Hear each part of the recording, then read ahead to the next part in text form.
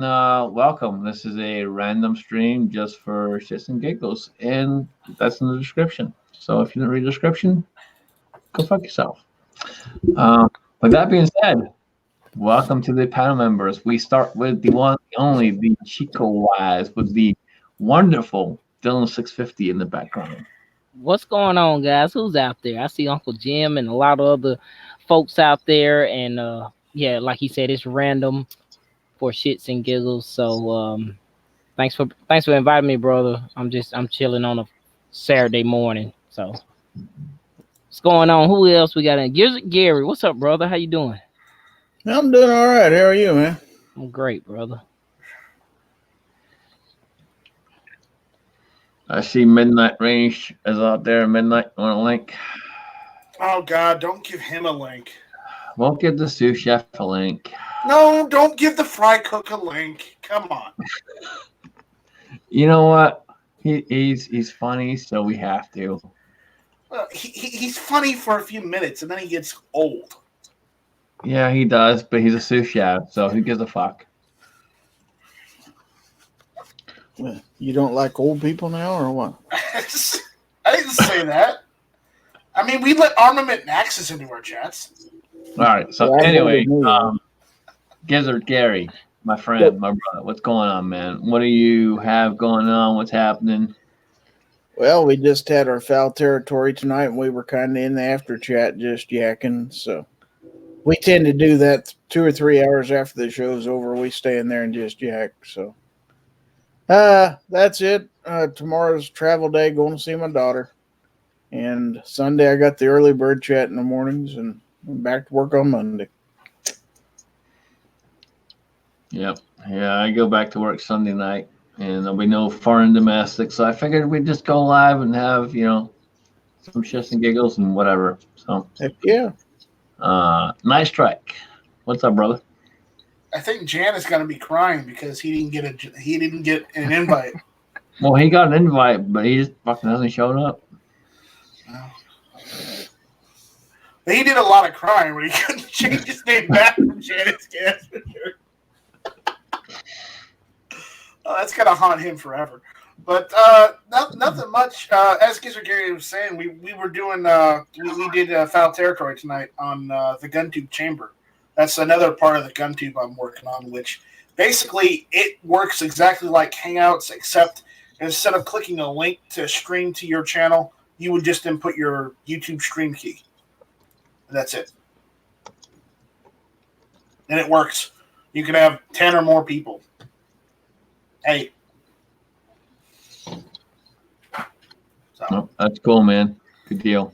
I know you've been working on that, and I know there's a lot going into it. So, I'm just waiting for Indiegogo to release the funds so I can actually get better servers and more.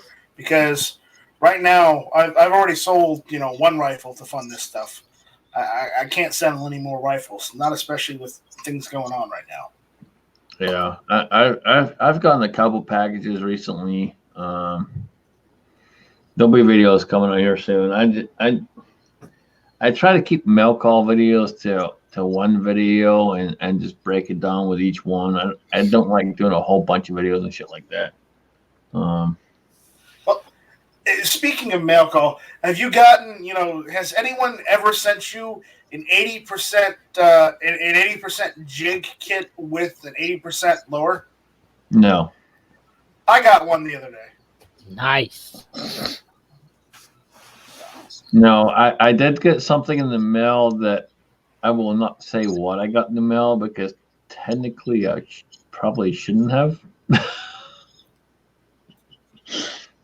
But yeah, we won't go there. Yay! Don't tell no one. Again, I'm saying nothing. Continue saying nothing. Everything is in the lake. Yeah, I lost my bump stock in the lake. Yep, I lost my 3.5 pound trigger and all my accessories. Yep, all gone. Right. My poor binary trigger. No, I didn't pay that much for that one. We have one more spot open, so if anyone's up in the side chat and they want a link, let me know. I'll shoot you a link. If I don't have your email already, please put it in the side chat, and I will send you a link. With that being said, the real gun snob. Hello. What's up? What's going on, buddy? Oh, I'm actually shouldn't be in here. I should be finishing typing a script for a video, which I'm still doing while I'm in here, but or chilling for sleeping. Beretta.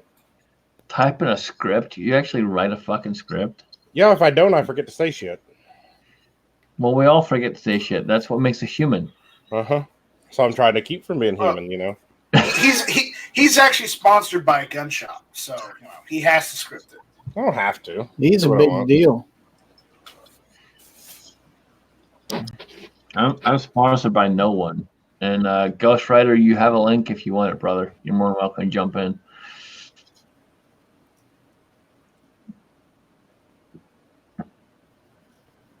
Nice. Well, that looks like a Beretta, and that looks like a real gun. So, yeah, I'm going to say nice. 92X. I like what Vandalistica just said. There's someone out there trawling lakes for all these unfortunate firearms looking for payday. Giant magnet, man.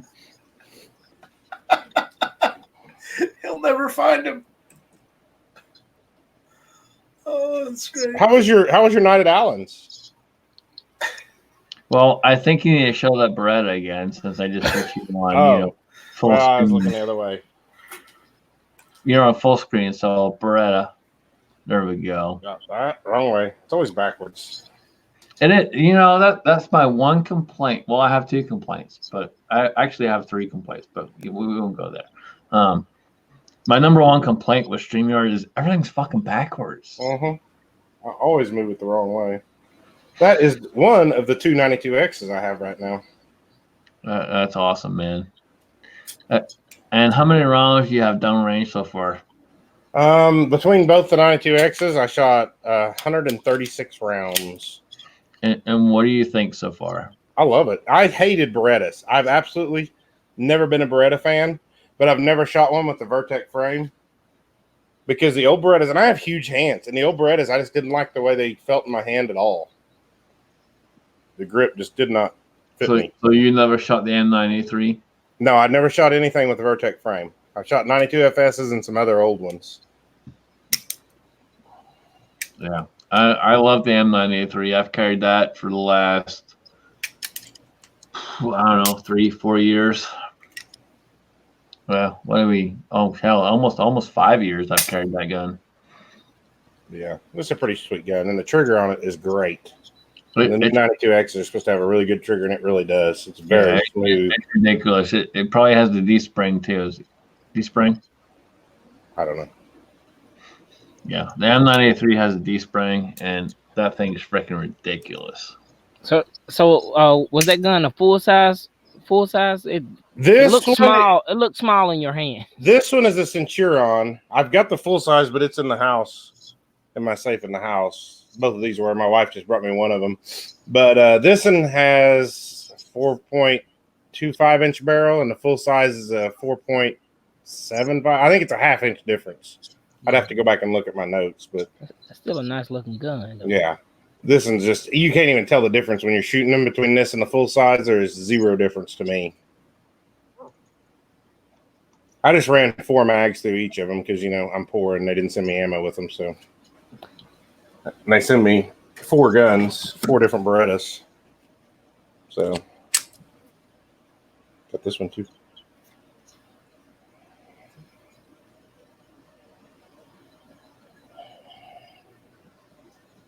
But I have to take them all back, sadly. They're on loan. I think they'll notice if I put this in the spot of one of those 92Xs. They might. Just a little bit. Just a little bit. Wow.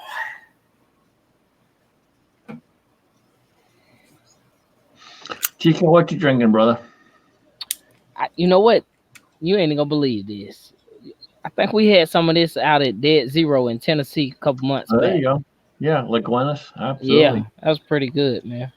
I got one more I need to go get out the ice box. So a funny story.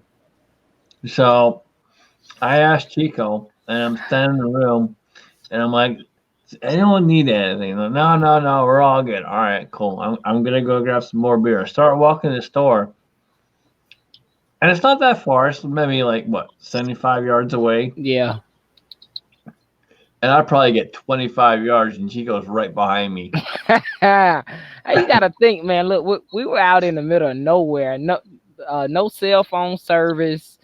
Um, I think that was the only gas station and store and restaurant within about 30, 40 miles. Oh, easy, easy, Man, so it was like, man, we easy. got to take advantage because I think it closed at 8 or 9. It was 7 or 8, Yeah, depending on who he knows. right. So And so I enjoyed it out there, brother. I had a good time. oh, it was awesome, but it was kind of funny because you started walking up behind me after I said, "Hey, you want anything?" You're like, "No, no, I'm good." And I turn around, you're like 25 fucking yards behind me,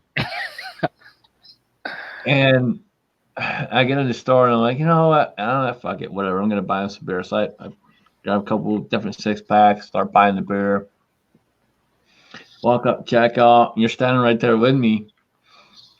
I hand you, I'm like, hey, I need an extra set of hands. I hand it to you. And we start walking away, and you're like, "Who's this for?" And I'm like, "That's yours, dude." Yeah, I thought I was just helping, man. Yeah, but man, we had a. If none of you guys have been to if you got the opportunity to go to that Dead Zero shooting range, they just opened up in July. They had been open, but they had just opened their 1,000 yard range open in July. Man, that was awesome. That was my first time ever shooting that distance, and we're definitely going back. Yeah, I enjoyed it. it's an absolutely awesome place. I don't have this shirt on right now, but I actually bought a couple shirts and a hoodie and some other stuff from them because they took care of us big time. Um, and so I felt we had to take care of them. But awesome place for sure. And if you're looking to shoot 1,000 yards or 1,000 yards plus, that's definitely the place to go. Pistol range wise, they have multiple setups. Texas Star, double Texas Star, which I've never shot a double Texas Star, and I wish we could have shot that. Yeah. But we just didn't get an opportunity to do so. Double Texas Star, and many, many other pistol setups. So, yeah, absolutely awesome place. And I will tell you, when I talked to the guys, I wasn't there 5 minutes. 5 minutes. And I said, "Hey, I'm doing this fundraiser for someone with cancer." And bam, they're like, "Yep, what do you need?" Less than 5 minutes. And 90% of companies I've talked to have been that way. There's been some that have not been that way, but 95% of them have been that way, where I said, "Hey, I'm doing this," and they're like, "We're on it." And these guys were on it big time. They're like, "Yeah, what do you need? What do you want?" And we worked it out pretty good. So I appreciate them very much for everything. We got MCK out there. We got 10 Man, Michael Sines, Redneck Prepper. I'm no good at reading side chat. I usually leave that to Alan, so if I miss you, I'm sorry. Inside Freedom, my brother from another mother. JH586, probably falling asleep. Warsaw Patriot, Lizard Yaman, Redneck Prepper, Jet 001, Midnight Range TM. He's been a little bitch as usual. Well, it's Midnight Range TM. Are you surprised? Well, he's a fucking sous chef. What do you expect? No. He's the fry cook at the local Waffle House. Get it right. I don't know. I give him the benefit of the doubt. I prefer to call him a sous chef. I give him some credit. Not a lot, but some.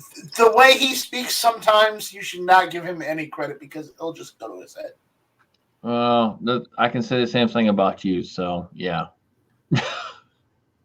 Oh, At least half the time I can back my shit up. Yeah, half the time, but not all the time. So it's kind of one and the same. So yeah, you're kind of aft there. Ah.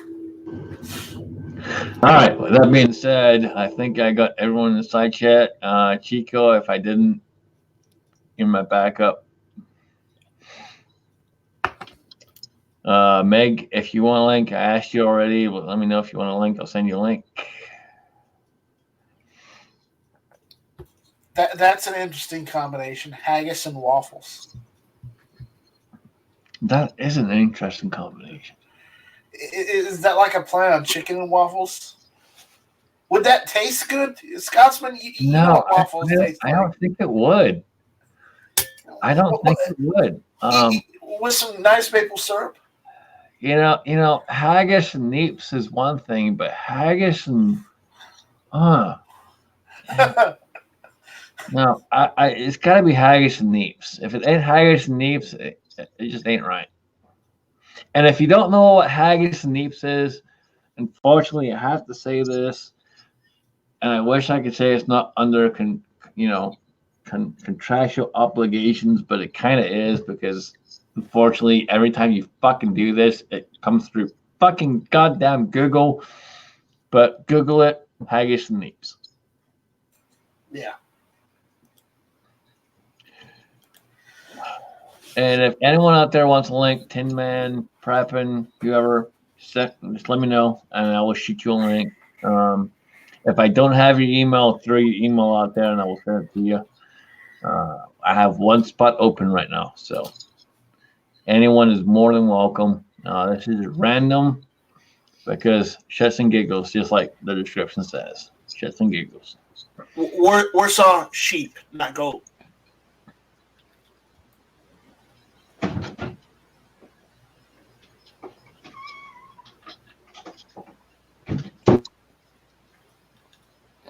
Man, so how you guys? I know Gizzard Gary, Gun Snob, and Night Strike. I know you guys been using the StreamYard. How you guys liking it?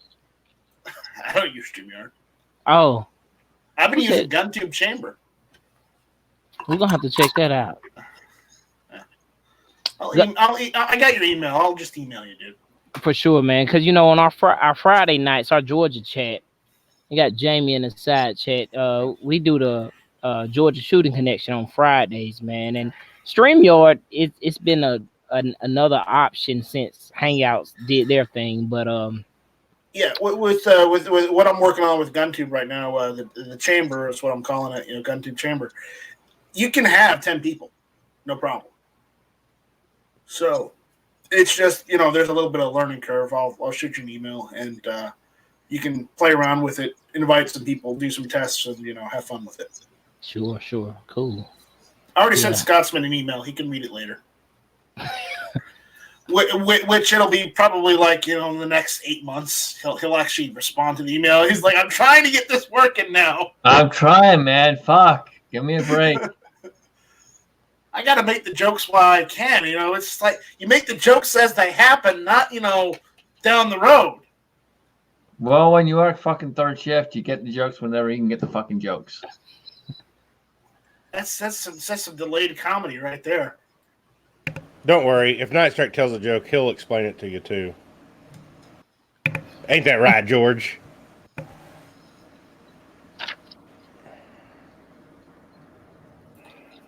Gary's ignoring me. Oh, I heard you. We're ragging on Night Strike, and you're passing up the chance. Well, you said George. My name ain't George. Well, your cat's name is George. My cat's name is George. That's right. Yes, you're absolutely correct. Mm-hmm. You're a little You late. always are. Mm-hmm. Except when you're wrong. The check's in the mail, Gary. Don't worry. Better be a damn big one. Better not bounce this time either. It'll bounce. It will bounce. We Made just out don't of know how rubber. high. So how was your weekend at Allen's, Scotsman?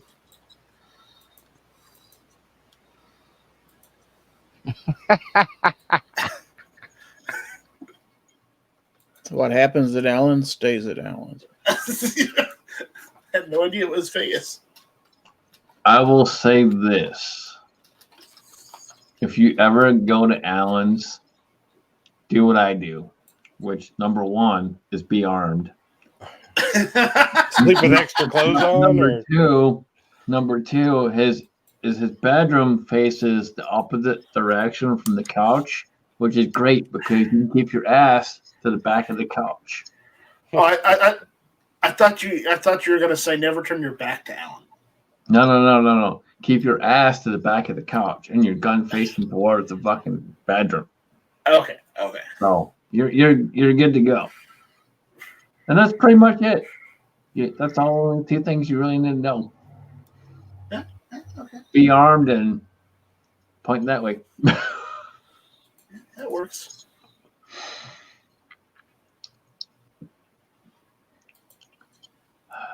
So I guess you guys had a good time shooting though? Yeah, we had a fun time, man. Fuck, it was a hell of a day. I went to Minnesota first to meet Ed's wife, Jules, and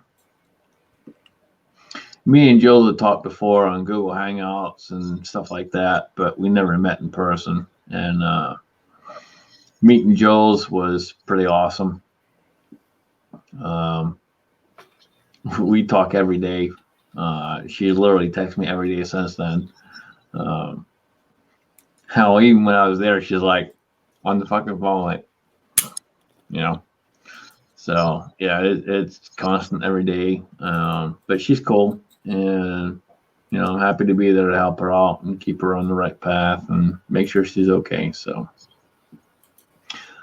that's pretty cool. But it's damn good time being there with Eric and some of the other guys. I've been there before a couple times, but really good time. And it was good to finally get to Iowa and meet the British CB82 and Janice Gay. Did keep my back turned at all times because of Janice Gay. Especially, remember, don't ever walk in front of Janice Gay. Always walk behind. Well, that's the thing. Like, he pushed a challenge to me, and one of the challenges was shoot from cover. Well, he's standing behind me when I'm shooting from cover. That sounds like a bad setup right there. Well, and it was a bad setup. So what do? All right, you got to keep an eye on things. So it's kind of like, all right, I'm shooting from cover. All right, bang, bang. Oh, watch my ass. Bang, bang, watch my ass. Bang, bang, watch my ass. Right? Oh, he was watching it all right. Oh, he was. But you got to watch your six. Yeah. All right, I see we got Kenny out there. Kenny, you want a link? 10-man, you want a link? Someone, let me know. We got one spot open. All right, Chico, I sent you an email. Okay. Yeah, and I know. Go check that out when you got some free time. Definitely will. I know 10-man said he was uploading some 223.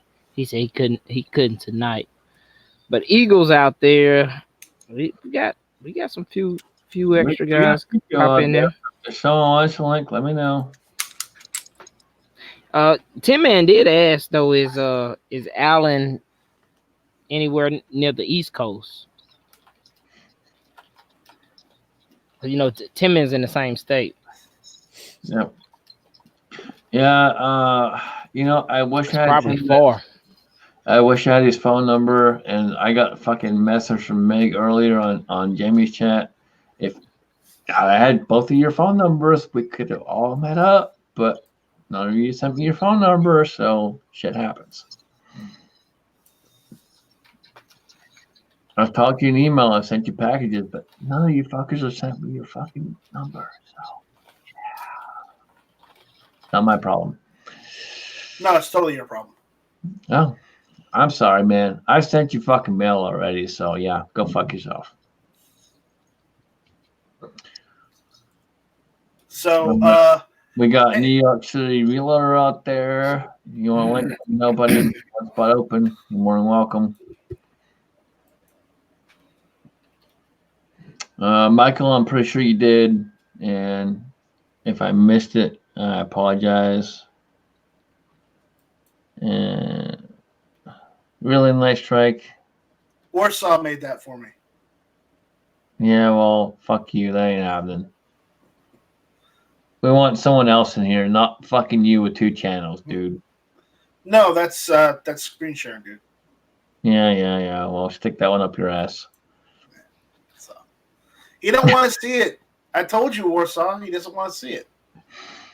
He's I want anti-gun someone too. else in here. I'm trying to help promote other people, not just you. I like promoting you, but I want to promote other people.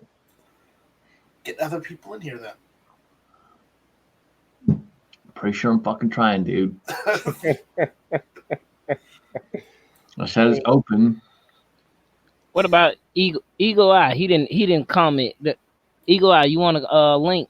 Eagle Eye's I asked him if he wants one. Kenny, you want a link, buddy? You got open? he does some amazing stuff, man, with some budget firearms and stuff like that. That's pretty cool in my opinion. NYC Reloader, Walter Davis. All right, fuck it. Here we go. We're just going open. Fuck it. Just post it in the side chat. Whoever jumps in. That's how you do it. If you want to post the link and they will come.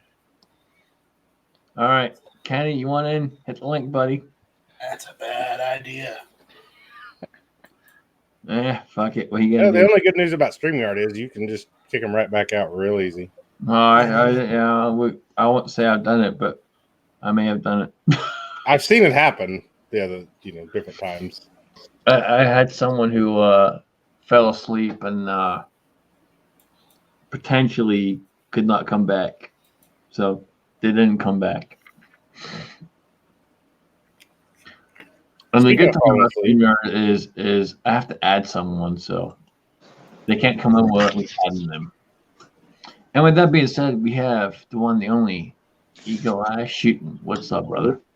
What's up, brother? Give me a sec. I gotta look a little bit more presentable. Fix your beard. Yeah, we gotta comb the beard, brush the hair. Get it just right, man. I want you to look presentable. Yeah. Well, can't give you guys that bedroom eyes. Guys give you the wrong idea if I do that. I wouldn't want you to show up without those bedroom eyes. I actually I've been super busy at work, and I kind of ditched work today to finish up a rifle. Some of you guys that are following me on Instagram kind of know what I've been doing. Awesome, brother. I know. I've been following.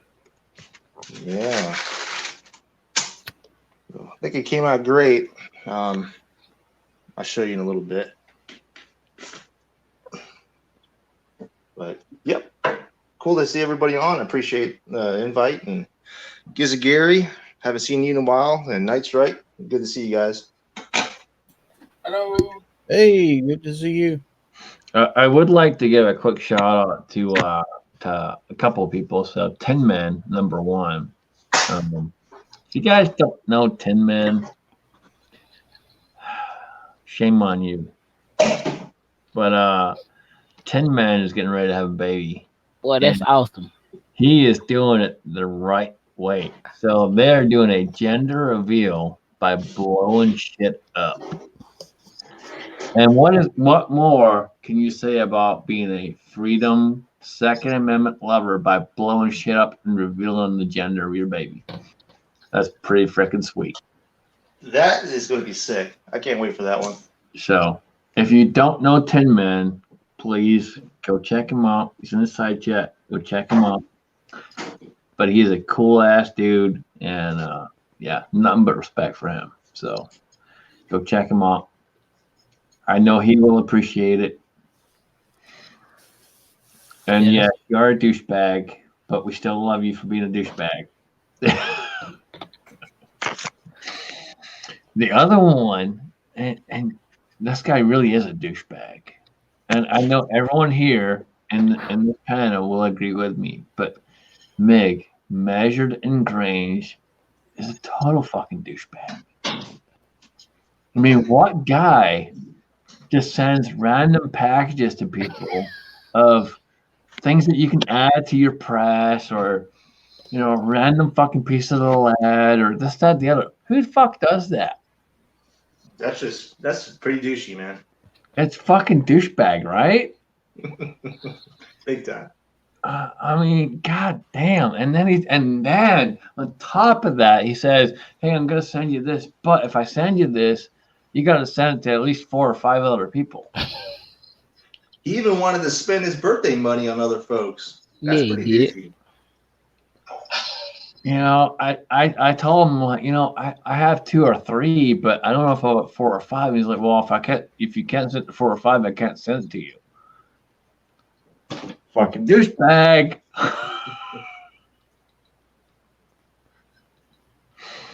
Yeah. Well, I was just catching up on the Georgia chat too. Saw you on there.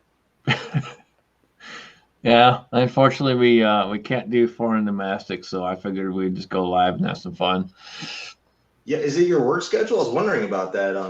Yeah, I'm still on 3rd shift, and majority of the time I got to go in and load the line on Sundays. And if I got to go in and load the line on Sundays, I got to be there by 8, which means I got to leave here by 7. And usually we do the chat from 7 to 9, so. Well, It kind of screws everything up. I hope that things work out better and get more time off. I know you've been working a lot, man.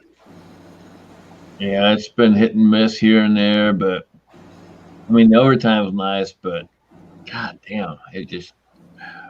Well, you can make all that money, but you got to have time to enjoy it too, Yeah, well, that's it, man. I'm building guns, but that's fun, but I ain't got time to shoot them. Right? That's a problem. Well,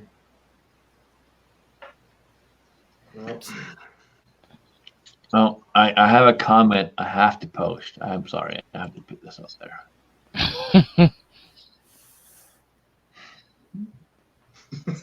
Warsaw, that is probably the best thing you've ever said since I've known you. Yeah. That guy makes money just pretty much trolling everybody and getting everybody pissed off at him. That's how his channel is operating. He trolls everybody, but the other part to that too is he says, I'm going to give a gun away every month, which is cool, but how much is he making off of everything that's donated to get that gun a month? Yeah. I even question if he even freaking touches a gun. Besides showing, if he even shows one on his damn channel, if he even fires one. He's never shot one. He's never posted a shooting video. He's never posted a reloading video. He's never posted anything in regards to. Actually, he has shown some videos where he goes to the range. He just doesn't like showing them because he thinks they're boring. But he has posted a couple. Well, I haven't seen him in the last 2 or 3 years. Yeah, that's the problem. The last time he did one was like 4 years ago. Yeah, I really and have that's the problem. How can we say we are pro 2A and not do a shooting video for 4 fucking years? Now, the good news is if somebody will just email this to shootingleftofcenter@gmail.com, he'll make a video bashing the Crazy Scotsman tomorrow. Yeah. Some foreigner, who just decides to up and move here, right? Probably not even Pro 2A. That's what he's going to say. Yeah, probably. Just did it for the money. Real quick, I do have a question out there on the side chat. If I get all the stuff straightened out with PayPal, no, not yet. I'm still working on it.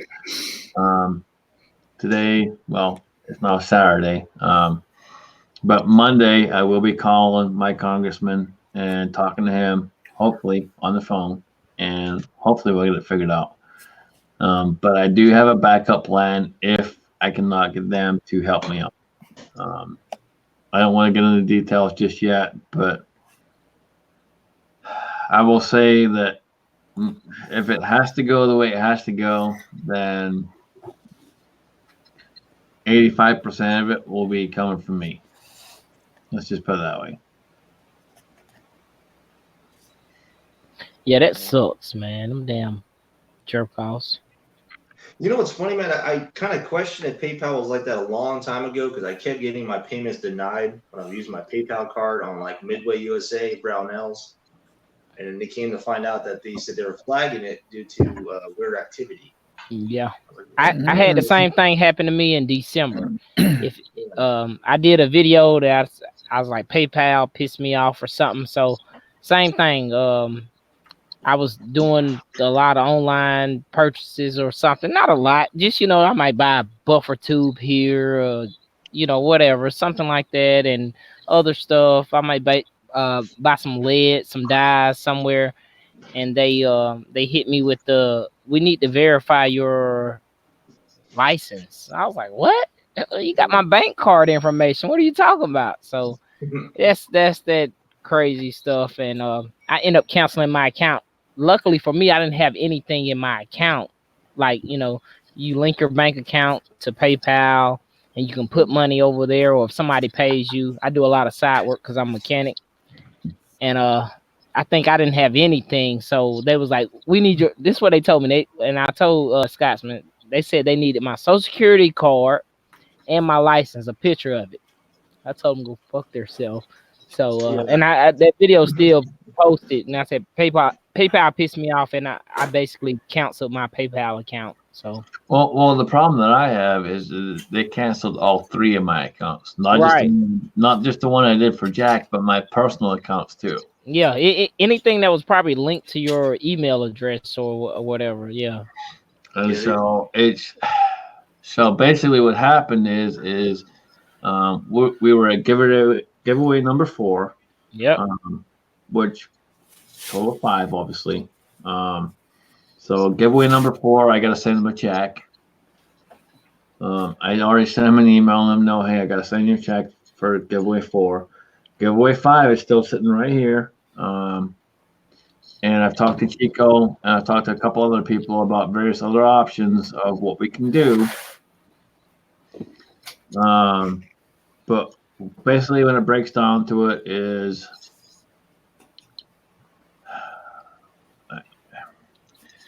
the way they work at some point in time, one way or another, they're probably going to take a cut.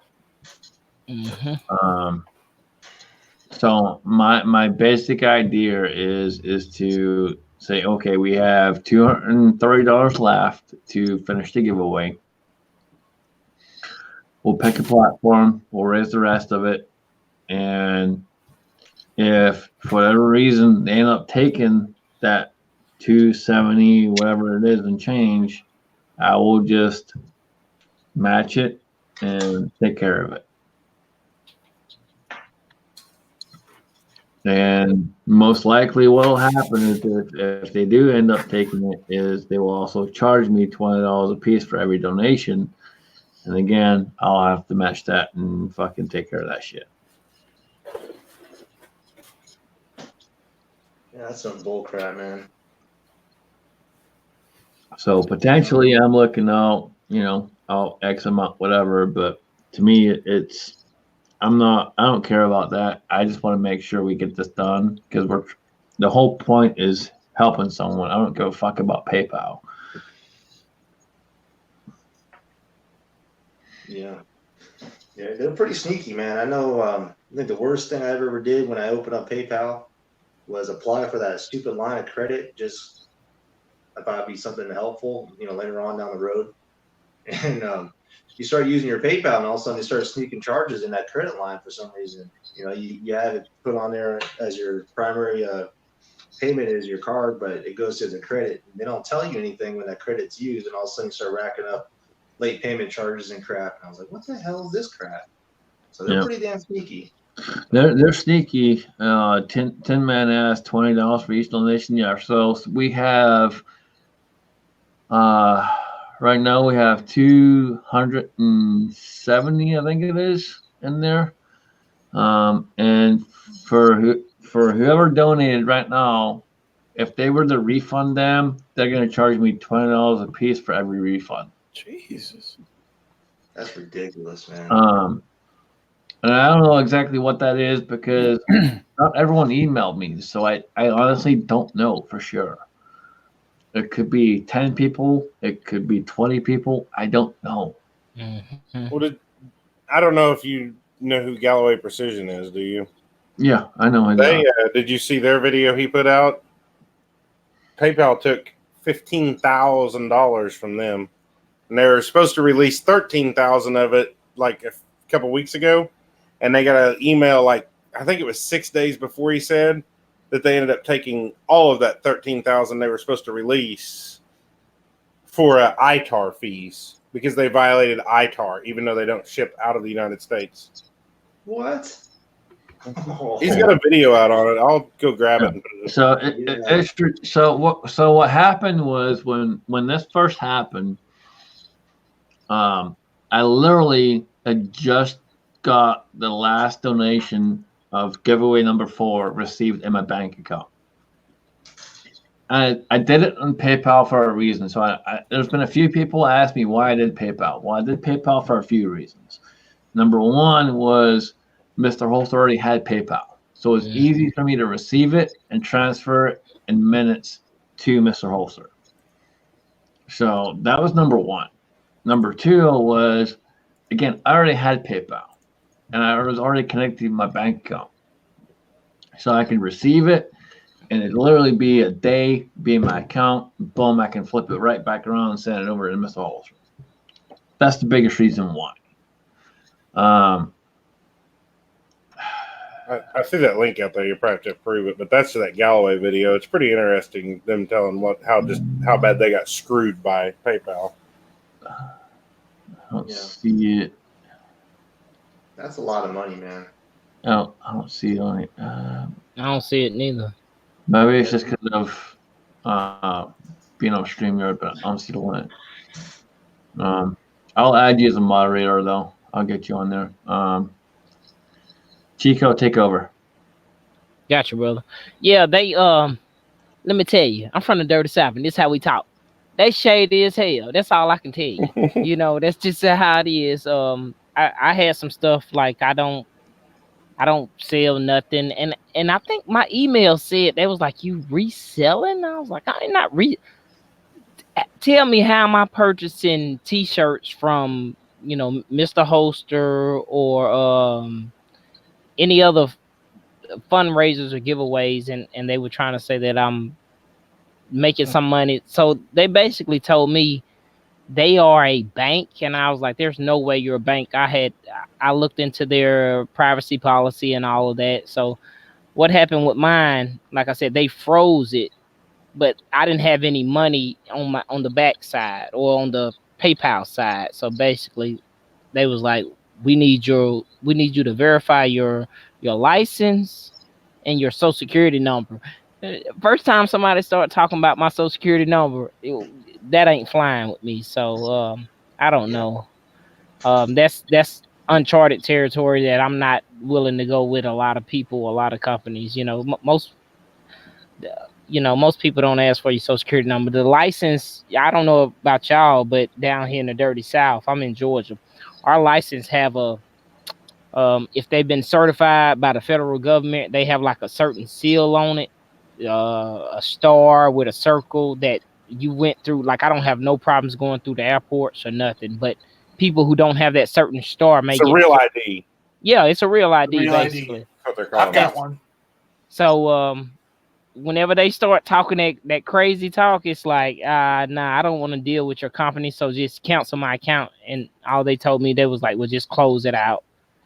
But the Scotsman on his end, they froze all the money. And when he told me what happened, yeah, it could be 6 months to a year or even longer. Well, that's what they did to Galloway. They froze that money. It was $15,000, and they froze it and told them they could have it in 6 months. And the only reason they used that was because originally on eBay, originally you had to have PayPal to sell on eBay. Right. Which now they have their own payment processing.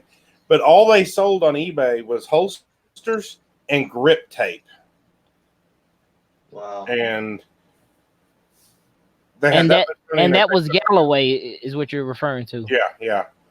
And then, so they waited all this time, and they got an email that they used 2,000 of it to issue refunds and fees. So they thought they were getting 13,000, like right around the end of August when their 6 months was up, and literally like 5 or 6 days before, if I remember the video right, like 5 or 6 days before, he said they got an email just saying, "Hey, we used all that money to pay ITAR fees." Wow. Yeah, they Yeah. That's not PayPal's job. One. Yeah. Two, they're not a bank. Three, what they did was illegal. And four, Galloway should really sue the shit out of them. They went to their local sheriff's office, he said, and basically they looked it over, and he said they couldn't find anything because somewhere in the terms of service they have one little note in there, and they're getting away with it basically. And they said, yeah, you could sue them, but it's not. You'd probably spend more in attorney fees than what it'd be worth because they have attorneys on payroll, so you're probably not going to win, kind of deal. Yeah, but I think on a ticket like that, 13,000 it'd be well worth the fight. Something as far as like Scotsman, even though it's not their right to take away $230, but that I don't think that would be something to fight with an attorney because most attorneys are $200+ an hour. But yeah, $13,000, I'd probably fight that. It might be better to get them and a couple other people and more than a couple other businesses that have lost money because of PayPal. Correct. In a class action lawsuit. Yeah, and I probably would think it'll probably be a lawyer that would take that on pro bono just to get his name out there. Who is you never know. Well, it's just if they have faith that they can beat. Correct. Right. Big corporate PayPal.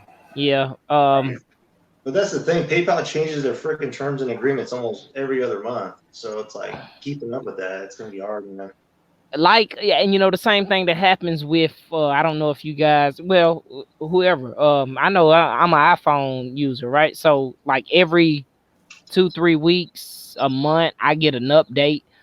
Every time those updates come in, there may or may not be a change of services or terms and conditions, with that update. So that's how a lot of companies do it these days, I think, in my opinion. But yeah, that kind of sucks for. Well, tell me one person who actually sits there and reads, 26 pages of their terms of service. Correct. No one does that. Exactly. No. We all go through and say agree, because I need to use my device. So yeah, just like you said, that it was probably that one line of fine print that just. Yeah, but there's probably something that they could still work in and actually fight against, because that whatever money was in there prior to that term or agreement that they agreed to, they could probably back pay at least that amount. That's something, Yeah, that dang sucks because, like the Scotsman said, it's to help someone. I mean, most of everybody who's on here and even in the side chat knows Mr. Holster and knows what he's went through. I was privileged and honored to purchase one of those shirts, and I wear it with honor and pride every time I wear it, and I get comments like, "Hey, who's this?" I was like, "It's a friend of mine, or a family member of mine, or something like that." My biggest thing is when I started this thing, it was crazy because I get people going, well, why are you doing it this way? Well, I'm doing it this way for a reason, and I explain the reason. And then suddenly, at giveaway number 4, for some magical reason, after 4 weeks, where Eric had been going for almost 2 years before he finally got an issue with PayPal, I, after 4 weeks, have an issue with PayPal. I don't know. I just think if I use PayPal for anything now, I'm trying not to use it, other than just if I have to, but I'm just not going to leave any money in there. Correct. Yeah. That's the best way. It's funny too. I don't know if I've been reading about it, but it happened to me 3 times within the last 3 months, but the credit card numbers being hijacked by the RFID style card or whatever, that's what they're saying happened. They've been having my credit card or that number used. Well, I talked to, here's the thing, like I talked to PayPal, and I've talked to them for almost 2 hours. And I talked to 3 different people. And the final person I talked to for almost an hour. And the lady was not helpful by any means whatsoever. I simply told her, I'm like, look, I've done nothing wrong. I violated no policy whatsoever. I kept my mouth clean. I never swore at her once, which you guys know that's hard for me not to swear. And Are you sure you didn't let one slip? I didn't even let one. I did not a single one I strike. I swear. I did not tell her to go fuck I herself. don't believe you. No, I swear. I didn't let one go. Not a fuck, not a shit, nothing. I let 0 go. And I did it for a good reason, because we're fighting for Mr. Holster. We're fighting for Jack. Right. Yeah. And I try to explain to her, like, look, I'm not selling anything. I'm not sure why you guys did this to me. And the lady like, well, I can't tell you. And I'm like, well, there's someone there that can. And I want them on the phone. And I want them now. And the words out of her mouth made me laugh. And they made me laugh for a reason. I've done her job. I've been there. And she goes, well, we don't have a phone number for them, but you can write a letter. And I Does simply, anybody read letters in this day and age? I took a deep breath. I took a deep breath, and I mean a deep breath. And I go, lady, with all due respect, and I really didn't mean that. But I was like, with all due respect, I've done your fucking job. No letter is going to solve anything.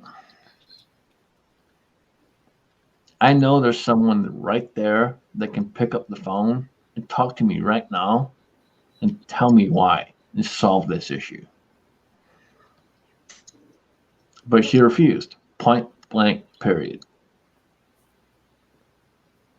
For a straight hour. And so I went to my senator and I emailed them. And they called me very, very quickly.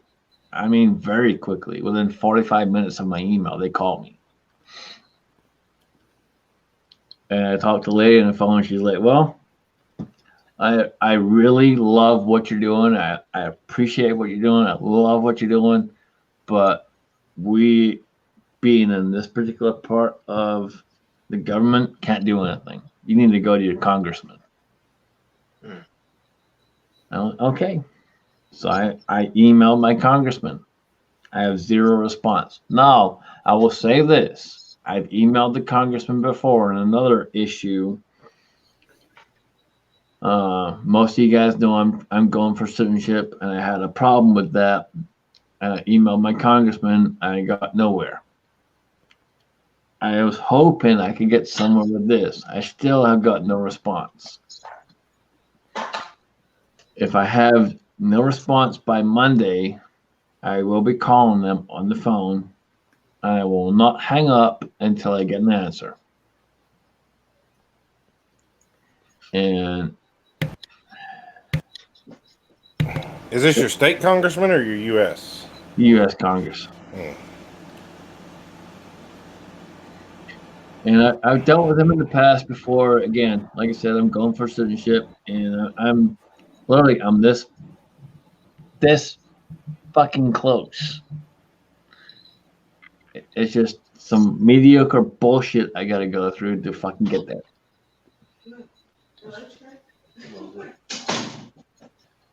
But it is what it is. But right now, I can't get anyone to respond. I can't get anyone to answer,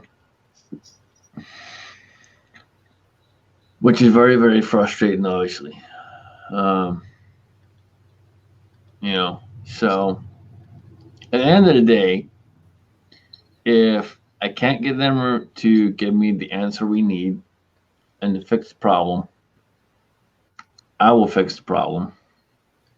Yes, I'll be out of pocket, but it is what it is on that part. I don't care about that. I want to make sure that the people that have jumped in and donated and did what they did are taken care of. And that's my main thing. Like, you guys jumped in, you did your part. That's where I'm at. I don't want you guys to be screwed over because you jumped in and PayPal fucked us. No. Fuck PayPal. I'll figure it out. I'm responsible. Even I chipped in. You did. And there were some guys that sent $5. Not even 10. They sent $5. You know what? That's fine. The biggest thing is we're trying to help someone out that is suffering. And YouTube and fucking Google and PayPal don't fucking get that. And that's okay. They want to be that way? Fuck them. I'll figure it out. I may end up out of pocket at some point, but you know what? Fuck it. It is what it is. I started it. I'm going to finish it one way or another. I have this complete upper sitting right here beside me. And you know what? Fuck it. Why not? Show it. There you go. We'll pick this bad bitch up and we'll fucking show it. Right here. Look at that bad Mama John.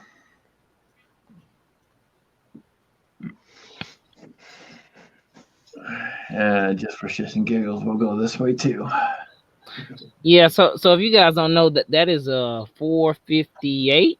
458 SOCOM. 458 SOCOM. And also this press right here that I have is going with that, because if you're gonna be shooting that caliber, you're not gonna want to be buying that ammo.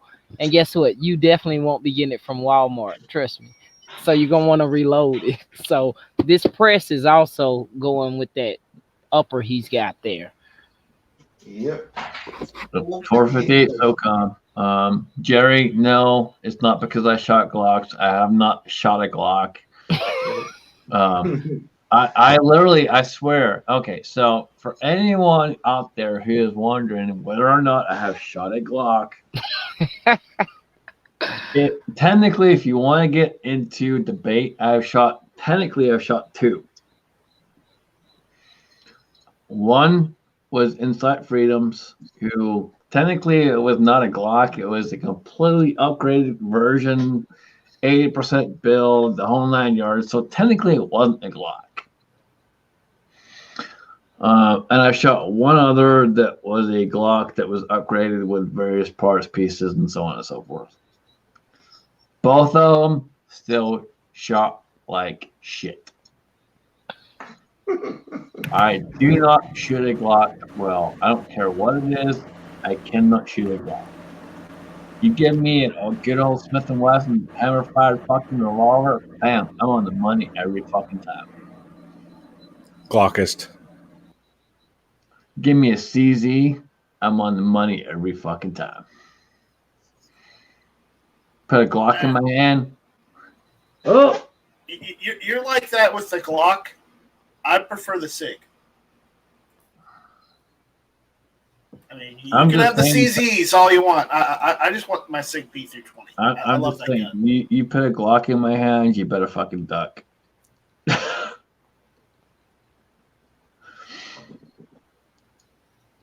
Put a CZ or a Smith & Wesson in my hand, don't worry about it.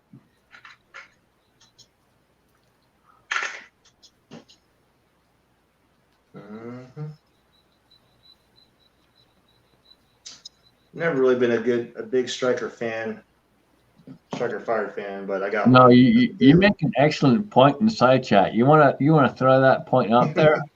Yep, I said, why spend $600+ on a Glock factory? Spend all these your hard-earned cash upgrading it. You could just buy a better gun, like an STI. Or spend less, buy a CZ like a PO7 or a PO9 and be done, because you don't have to upgrade it because it fucking rocks. Honestly, I want all the guns. But I don't know. Glock isn't really my favorite. And I've said it many times before. My biggest problem with Glock is Glock will not listen to the customer. That's my biggest problem. So you guys out there that are Glock fucking haters or Glock tards and you love Glock and you have a problem because I don't, that's my problem. I don't like them because they won't fucking listen to the customer. You don't have 1911 owners saying their dog chewed their gun, right? I had 6 puppies here. They're gone now, but yeah. They started chewing on is it my little Torch GTC I had. So. Did you get rid of it, bro? Yeah, I got all the pups gone. I just thought about it. I was like, I just don't have the time to train another pup. So No, I was talking about the Taurus G2C. No. I just polish it off. Got some sandpaper, polish it down, and put it right back in the holster. Stipple it or something. Yeah. All right. Cheap So I want to throw out there a big congratulations to Tin Man. I guess it was Salmon. So Salmon obviously is pink. So Yeah. You got a girl going on there, brother man. Hell yeah. Congratulations. So he already did it. If everyone, I know Night Strike, Gun Snob, and fucking Gary are all bitches and won't show their faces, but if everyone please put their hands together for Tin Man. Heck yeah, Tin Man. Brother Tin Man. Congratulations, brother. Got a kid on the way. That's what's up. Hell yeah. You better buy all your guns now. That's what I'm saying. You better get you a can now. Yeah, you better kiss your selfishness behind. Nah, my kids are awesome. They'll definitely change you, but for the good. Yeah. And Tin Man, I expect a 6-pack in the mail. Cheers. See, I can turn on my camera. I'm just over here typing away, and I know it's just fucking Night Strike. I was just making fun of him. Uh-huh. He's Porky Piggin. Yeah, I'm Porky Piggin it. You don't want me to turn the camera on. Yeah. I'm not even gonna go there.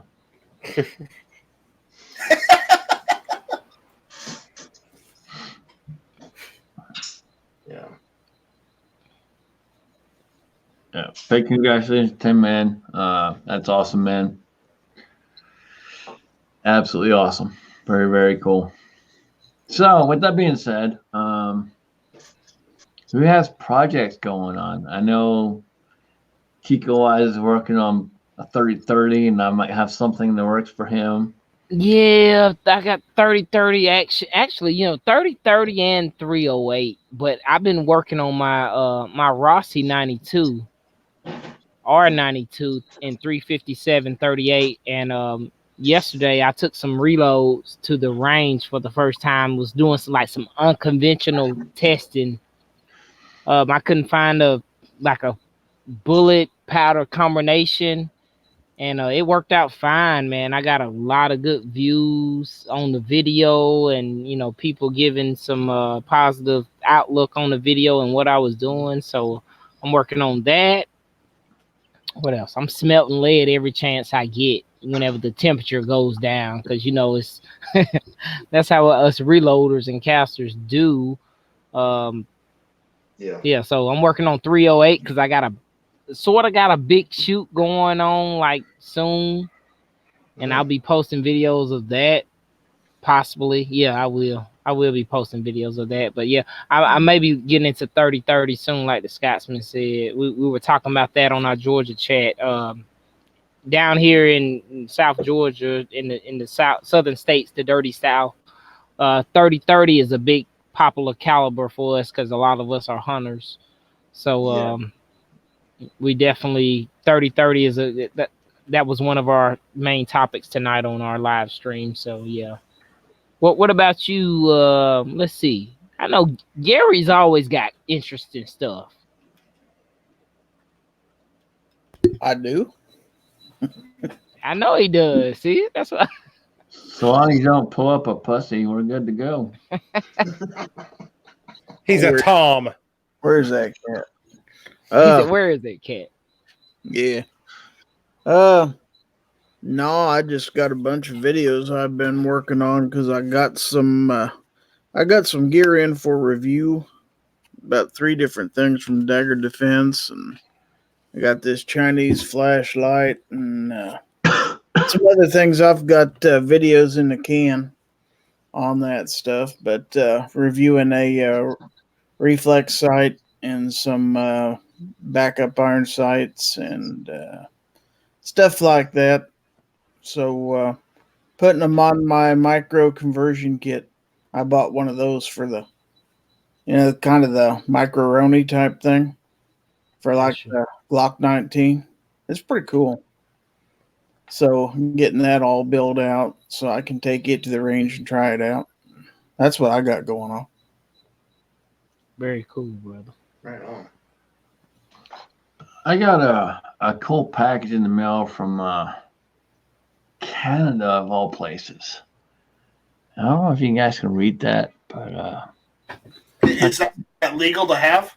fucking StreamYard backwards. But can you guys read that? Yeah. On my YouTube channel, go to how to apply those CZ stickers. Good luck and don't fuck it up. So I got a mail call from CZ Fangirl. Oh, she's awesome. She's got an awesome And channel. I don't know if you guys know CZ Fangirl, but she is in Canada. And I'll tell you right now, I haven't even got to the bare bones of this. All I did was cut open the slots and open it. It was like, holy shit. But when I opened the first part of the envelope and I saw this, I was like, mass fucking respect right there. She's a beast, man. She's got about 4, 5, 6, 7, 8 CZs. I'm sorry, but you sent me something. God damn it. She's a shooter too. She shoots a lot. She trains a lot. You send me something and you tell me don't fuck it up. I got That's mass respect for you right off the bat. That's right up your alley, bro. Oh yeah, dude. She's like, don't fuck this shit up. She obviously doesn't know you as well as we do. No, she does. That's why she put it there. And here's the other part. So I guess we'll just do this right here. So you open the next part of it, and you've got CZ fan mail, fan girl mail. See, she adds it in. Goddamn StreamYard. Fucking bullshit. I hate it. Every time I try to do something on here, I'm going the wrong way. It's the fucking wrong way. But you've got mail, CZ Fangirl. And then, boom. God damn it. Fucker. Crazy Scottman, keep up the conversations. Enjoy. CZ Fangirl. All right. So then we go. And I'll put her link in the description since we're doing it here. But, boom. Nice. I CZ got stickers. CZ swag. Yep. So let me get the CZ swag out the way. And then we will show what she really sent me, which She sent you a shadow too. That's Oh, what no. it was. I wish she did, but this is almost as badass. I got a CZ dog tag. Wow, that's nice, brother. No, Wow. let me take the knife to this, and I'll show you the other side because she customized this for me, and I haven't seen it yet. So you guys are getting to see this before I've even seen it. Yeah, she's definitely in Canada. I follow her page, and I'm literally picking this up. I've not looked at it, and we're going to the camera, and boom. nice. She got the tail. She That's got the pretty tail. See that shit? Nice, bro. Everybody's got the stamp, right? Yeah, man. It's got the stamp. That's fucking awesome, dude. And you know, she sent me a message on Instagram. She's like, "Oh, I fucked it all up, blah blah blah." And I'm like, "We'll see, I guess, when it arrives." But no, Not even fucking close. That is awesome. That's cool. Yeah. That is badass. And of course, CZ life, baby. Now, I heard someone say something about SIGs. Who said something about SIGs? Fucking Night Strike being a little bitch. Night Strike. She does have a SIG, or she used to have a SIG, but she does have a SIG, and she is a shooter. She's a competition shooter, man. She's she's badass. Yeah, she does IDPA. Yeah. She does. But hey, Night Strike, guess what she shoots? And if you couldn't quite read that, here, let me clarify it for you. I can read. Thank you. Can you read that? Yeah. Yes, I can read. The letters aren't large enough. Thank you. Are you sure? Hold on. Let me get it all the way in. That's what Alan said last weekend. Yeah. Right. No, that's what Jennings Gay said. I'm sorry. That's pretty badass. Like. Yeah, she's cool. When I first started following her, I was watching her shoot CZs and a SIG, I think 320. She's shooting both of them with a dot. Well, she's shooting the SIG with a dot. And I was like, this is a woman. She's shooting like a damn full-fledged beast. And yeah. She reached out to me on Instagram and she's like, hey, I see you like CZs, and I'm like, hell yeah, I do. You want to see my license plate? And she's like, what do you mean? I'm like, so I sent her a picture of my license plate. She's like, yeah, I'm going to send you a dog tag. I'm like, okay. And there it is. That's awesome, bro. Awesome. And then, obviously, that's badass. True CZ fans, there's a question out there saying, what does CZ stand for?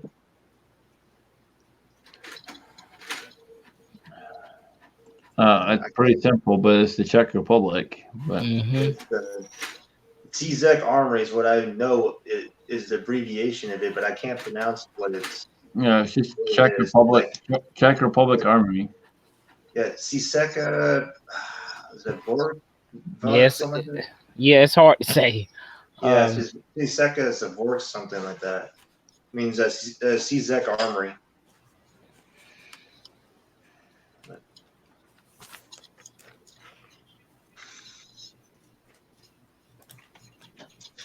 But Chico, if you ever get that 30-30, or anybody out there, you Georgia guys getting into it, I got the perfect bullet for it there.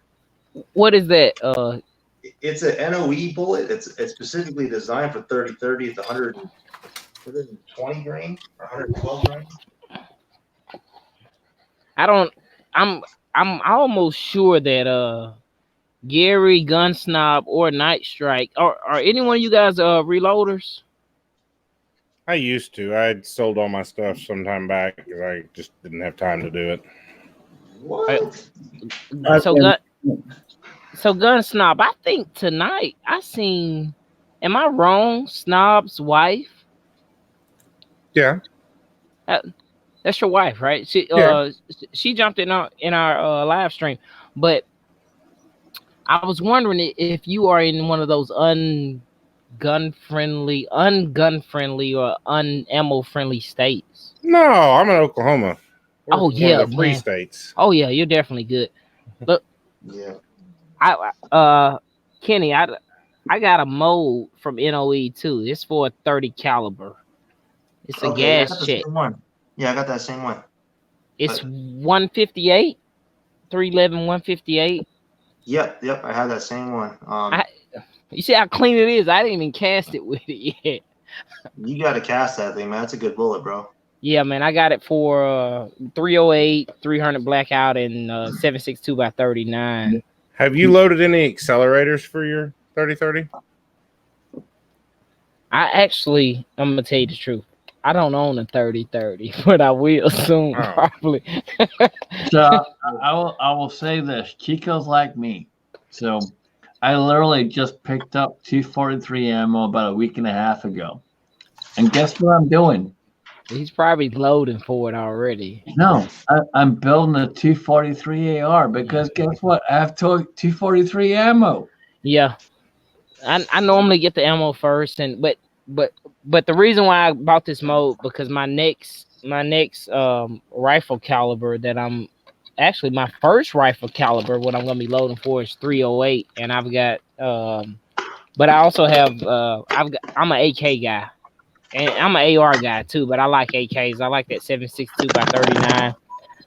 That bullet will go to an is useful for AK 300 blackout and 308 and 3030. So that's the reason why I bought that mode.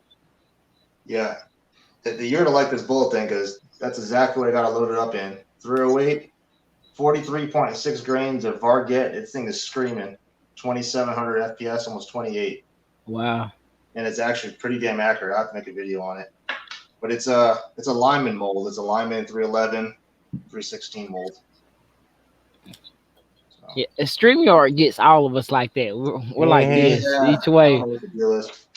But this is why we reload. There's a 44 at it's like 25 yards, 44 mag. That's 5 shots, ain't it? 5 shots, cast zinc bullet. And from here it looks like 2 or 3. So yeah. I don't know if you can barely see it, but it's. But no, that's good, brother. Yeah. I'm not bragging. You don't have to brag. It's 44, man. So long as the load's good, it's good to rock and roll, dude. And it's an oddball. It's a cast zinc bullet. You know, I took I took 2, actually 3 357 Magnums with me over the weekend, and Alan and British CB82 shot them both, and both of them shot groups within a fist. Yeah. And that tells you something about Smith & Wesson quality, because those are all old. I don't buy new. Everything I buy is old. And literally, it was all within a fist. And the first time they'd shot them, I hadn't even shot them. I let them shoot them first. And they got them all within a fist. Yeah, hell yeah. It's just fun, man. It's just, if you're someone that tinkers a lot, this is probably a good sport to get into. It's freaking expensive, but it is. With that being said, I really don't want to talk about this that much, but I'll bring it up just because it's in the fucking news. How sexy I am? I mean, well, you're a fat bastard, but we're not going to go there. I'm going to say this once and only once, and no one else is permitted to say this word. They can say anything else they want to say after it, but they cannot say this word once I say it. So, with that being said, Walmart. You are not permitted to say fucking Walmart from this point on. Trolls. Did I tell you for the last 3 days, there's been an NRA sign-up booth in front of Walmart over here? I saw it. You just said the word. Yeah. You're on warning. Here's the thing. Here's my thing. Walmart has, and I can say it because I'm the host, so fuck you. Walmart has always been one of those companies that drives to gain popularity the best they can. So what's the best thing they can do is say they're against the Second Amendment. Yeah. And they've always had good ammo on sale. Chico can attest to this. I can attest to this. And many others that are a part of the ammo mafia can attest to this. I'm not a part of ammo mafia. I'm lucky to have scored a lot of good shit over the last couple of years. Benefits of Chico and some many other good brothers that have privy me to information that should not have been ever privy to anyone. But I was always lucky. I'm very, very thankful. I have a lot of ammo stored up because good people like Chico and some others that have let me in on the ways of the wise.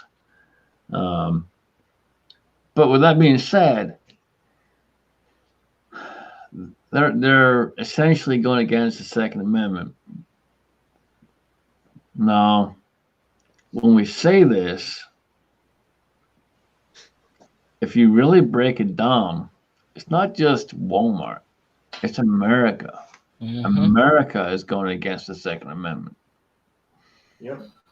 And so it really frustrates me when I see 20, 30, 40, fucking 50 videos on Walmart's discontinuing. No, America is turning around and saying no.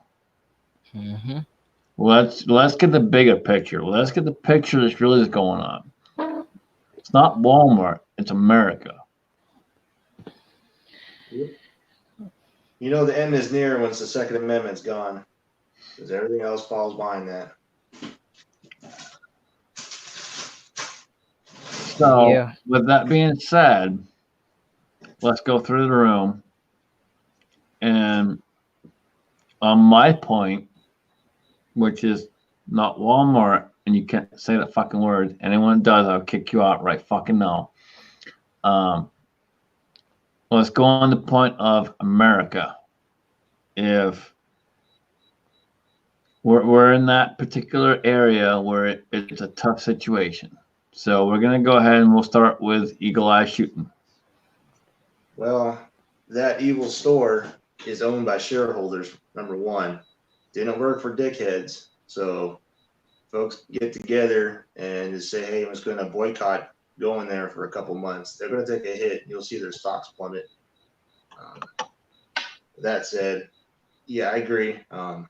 We got to stand up as much as we can. Get involved. If that even means is putting out a couple letters to your local congressman, it's something. It's something for now, you know. Donate to the GOP, but you can. So that's what I can say about that. That's pretty much where I'm at. Exactly 100%. GOA all the way, 100%. Life member. Do what you can. Yep. It's a tough situation. There's so much going on, and they do it on purpose. They do it on purpose, so you're so distracted by this going on here, this going on here, this going on here, so you don't see this here. And that's the fucking problem. We got to come together and be able to center on the things that are going on and focus and understand it and break it down and be able to stand up and fight for what we know is right. And with that being said, we'll go to Chico Wise. Oh yeah, I definitely agree with my brother Eagle Eye, man. You know, that place, well, that place would like to be so much with I don't even want to say a popular vote, but like a vote that society would think, or people who are not aware of the situations that go on in our country or aware what's going on. History repeats itself. I don't know what kind of studying a lot of folks have done in school, but I have studied a lot in school, and history normally repeats itself, or it tries to repeat itself throughout different countries and cultures.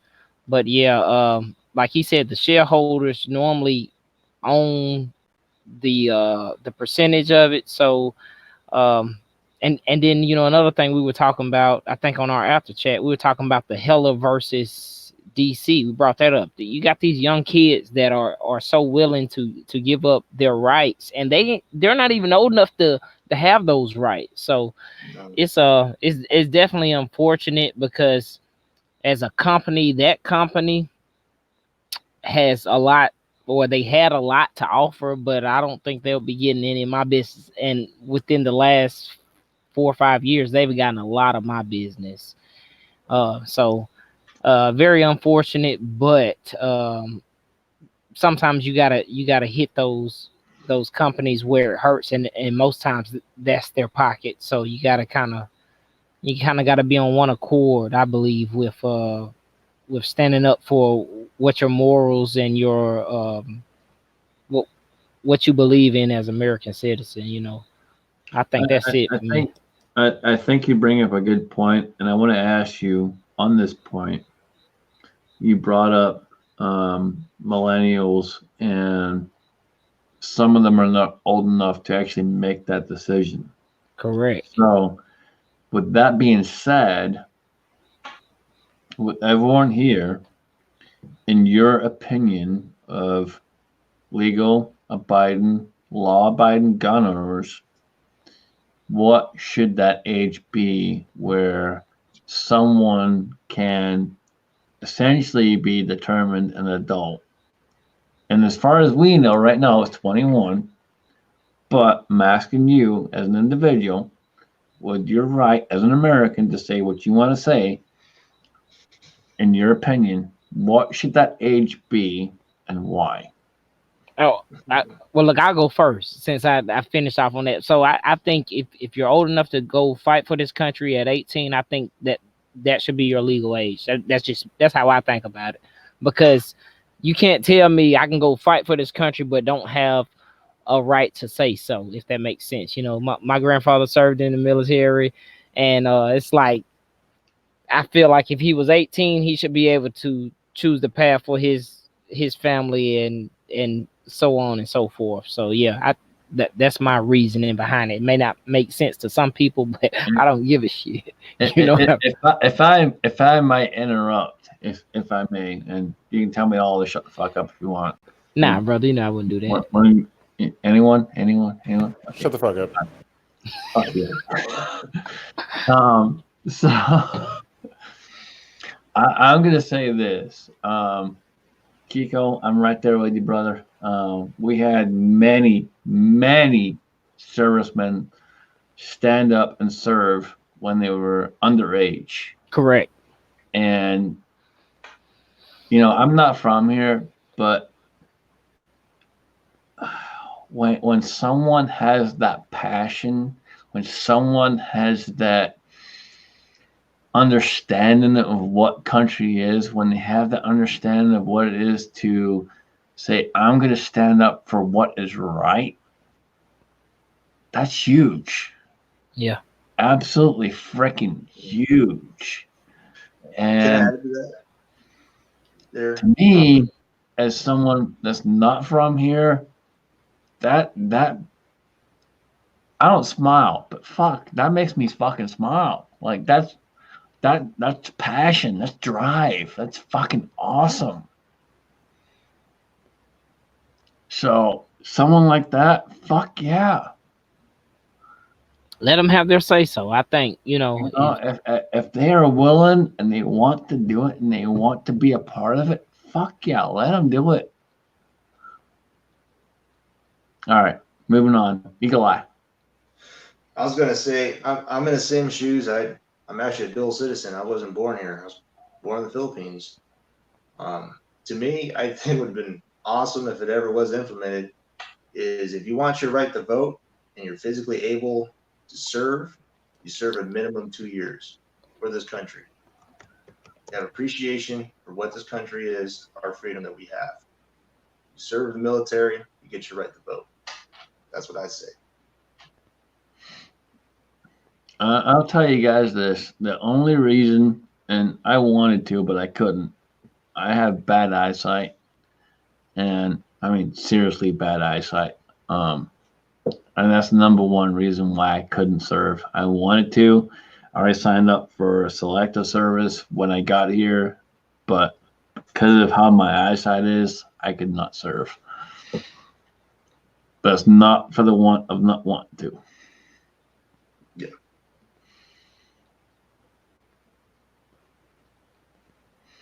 Give it to Gary.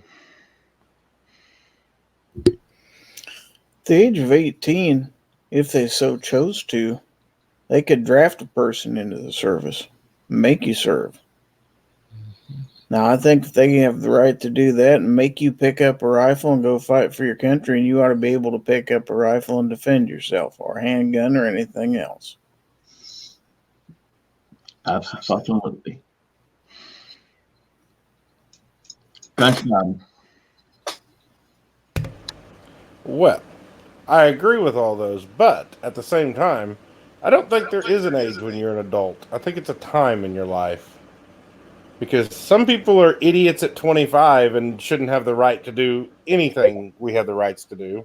And some people at 14 are capable of being more mature and more able to make better decisions than some 30-year-olds. I have to agree with that because when I was 12, that's when I started working in the farm, and I actually became a man right then and there. Within the first 2 weeks, I got my ass handed to me, and yeah, I was a man ever since. I grew up on a working dairy farm. I hauled hay since, when I was too young to buck bales, I was behind the seat of the truck driving through the pasture, couldn't see over the steering wheel, have to climb down the floor to hit the brake. And then once I was old enough to buck bales, I hauled hay every summer. Well, Can't tell it now, but I used to be in a. That's what I did for a living, man. When I was younger, I started when I was 12, and I worked for them for almost 5 years, and it was a good time. I have many scars on my hands, many scars. I think were well-earned scars.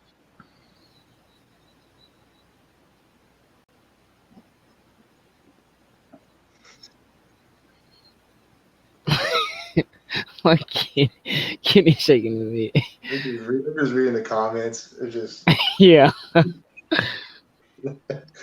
All right. So anyway, let's move on. Let's kind of get into some ballistics. Kenny, yeah. you're a ballistics freak, and don't take that the wrong way, man. Because I love you, brother. I love you. I really do, man. Yeah. I mean, if I can learn from anyone, I learn from you. I mean, damn, dude, it's always something with you. I appreciate it. I can never keep up. Yeah. So 2 videos ago, I guess I got tagged to a few really professional shooters, F-class shooters, Eric Cortina and Team USA, and they started just freaking trolling my channel. We're talking about these guys are pretty much bought and paid for by manufacturers. They get to shoot the most expensive rifles out there and say. So let me ask you this: you're not sponsored by anyone right now, right? No, and neither will I ever choose to. I think I have more appreciation with the firearms I build, the cash I spend for it. I get that. I just want to be bought and paid for, and having to spend my time trying to do reviews when family's first. Well, God's first for me, family, and then my hobby. So I'm gonna bail on you, Scotsman. I can't hardly hold my eyes open. Thanks for the invite. You're welcome, man. Anytime. Yeah, I'm brother. back in the same place myself. So I'm falling asleep here myself. So All right, guys. Pussies. Y'all take it easy. good night, guys. Later, bro.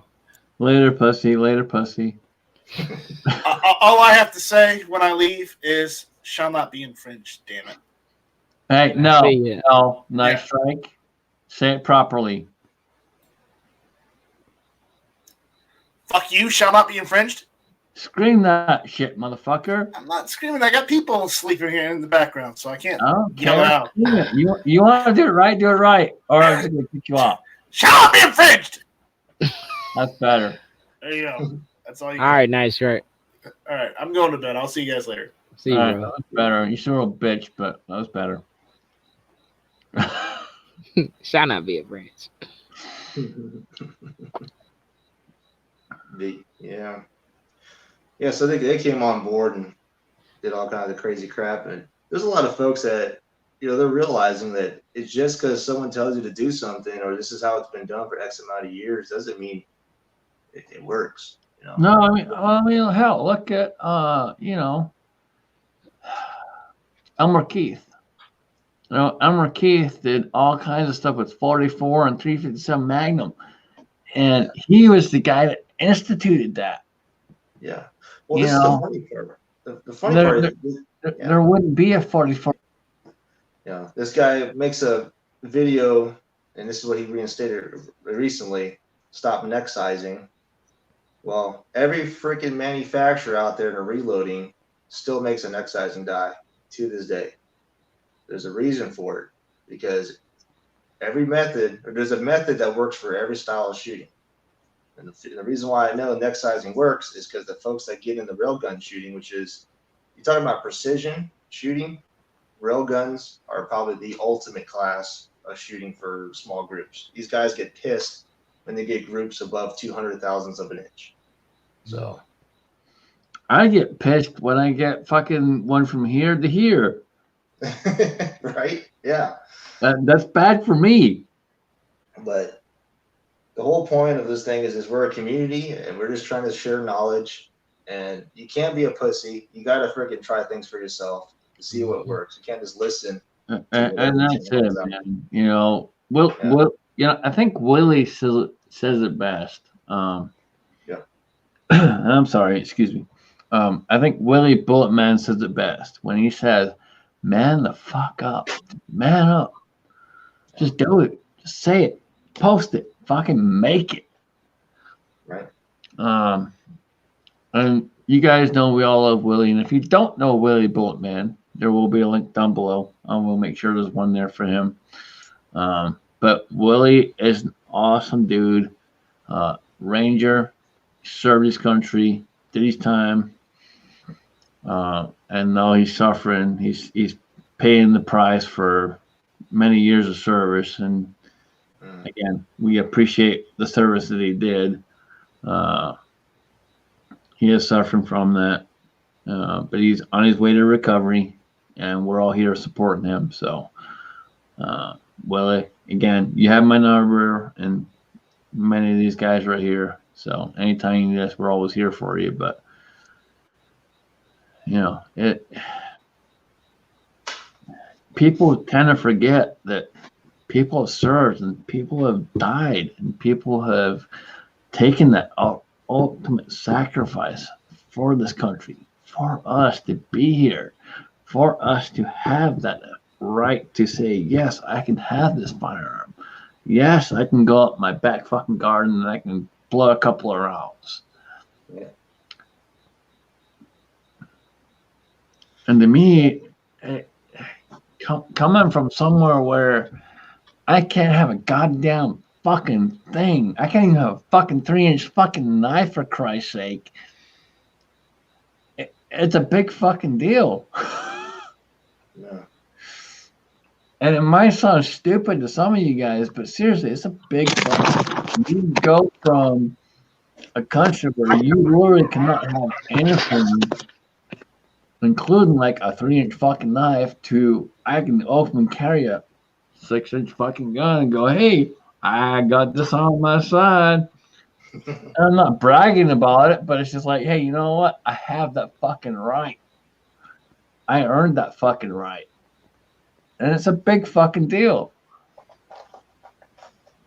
Oh, yeah. But again, it's the thank you, and we're coming up on 9/11, and I don't know what that means to a lot of you guys, but to me, it means a lot. Back home, I literally got home from college on 9/11, and I'm probably gonna do a video on that day too. But I got back home on 9/11 from college, and I walked in the door, and my brother, my father, and he's a dick, by the way. He really is. But my brother, my father were standing there, and they were watching TV, and it was the Twin Towers going down. And literally, I mean, I walked in the door, I think it's about 5 or 5:30, somewhere in there. I walked in and I saw it on the TV. And you have no words. I mean, you literally have no fucking words. Like, what do you say to that? Right. And,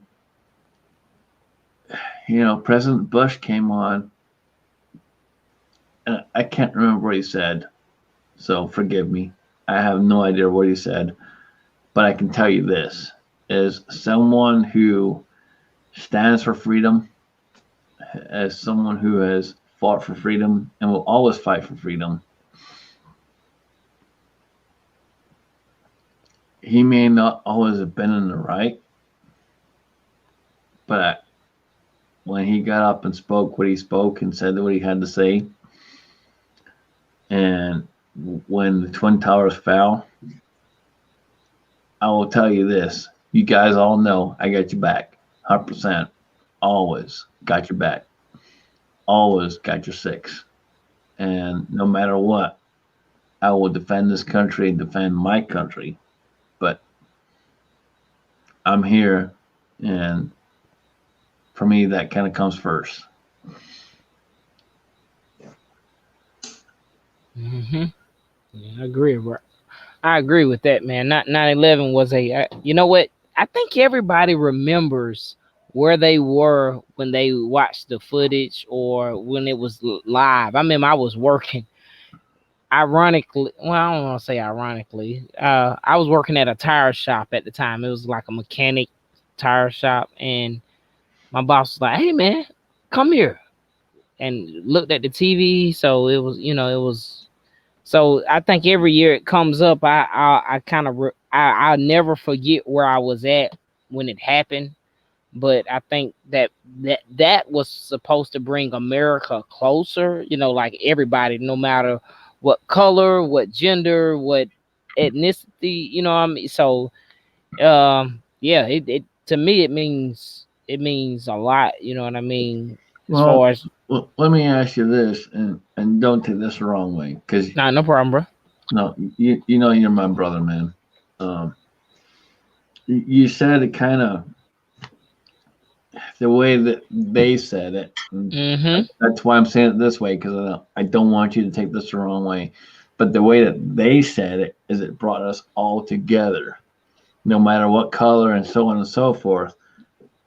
So what did that make you at that time think? When it came out that particular way? For me, it just was like, America's under attack, and I don't give a shit what color you are. If you are so it's like this. I'm at my home. You come to one of these doors, one of these entry doors in my house, you're gonna have hell to pay. That's how I think about it. So at the time when that happened, let me see, 2000, what was it, 2001? Mm-hmm. Damn, that was a long time ago. I was 20. I was 20, and I'm 37 now. And at the time, I was a little less calmer than I am now. I was a little more hard headed and stubborn. But I have to think. But I felt like, regardless of if this person lives in a different area than me, or this person may go to his income may be different than me, we're still all the same. I think since then it's been like this. Every year, separated, and that probably has to deal with a lot with our government. Unfortunately, these crazy laws that we have, and you guys know I don't talk political at all, but I ain't damn blind at all. But yeah, at the time when everything happened, it brought all of us as American citizens and trying to, who even people trying to get their citizenship, it brought everyone together. But shit, now it's just like it's a headache. So Midnight Range TM brought up a good point. He watched it and thought it was a movie. Yeah, it felt unreal, definitely. And it definitely felt unreal. I mean, even for me, I was back home when it happened, and it was surreal. I mean, fucking surreal. I literally got home from college, and Chico's not much older than me, or if older than me. I think we're pretty damn close. Yeah, we're close as hell. But I literally got home, and it was kind of like, what the fuck just happened? It was unreal. That definitely, just like Midnight said, it felt like a movie. Yeah, it felt like it was a movie. It really did. And when I get home, I just kind of standing there like, holy crap. And then it hit you, and it hit you hard because this is what happened right fucking Mhm. now. Boom, number 2 hit. And, it was just like, oh my God. And the only thing, and you guys can take this for real or think I'm talking up my ass if you want, but the only thing that hit my mind at that point in time when number 2 hit was simply that no matter what, I'm going to stand up and fight for what has to be fought for. And that's it. And you can say I'm bullshitting if you want to say I'm bullshitting, but no, I'm serious, 100%. And I say that to this day. Eagle Eye, Chico, you guys out in the side chat, every one of you know I got your back. If shit hits the fan, I'll say this: 99% of you are all going to come this way, and I will have your back. The other 1% can go that way to Night Strike. But no, in all seriousness, I literally have your back, and that's what this community is. We all take care of each other.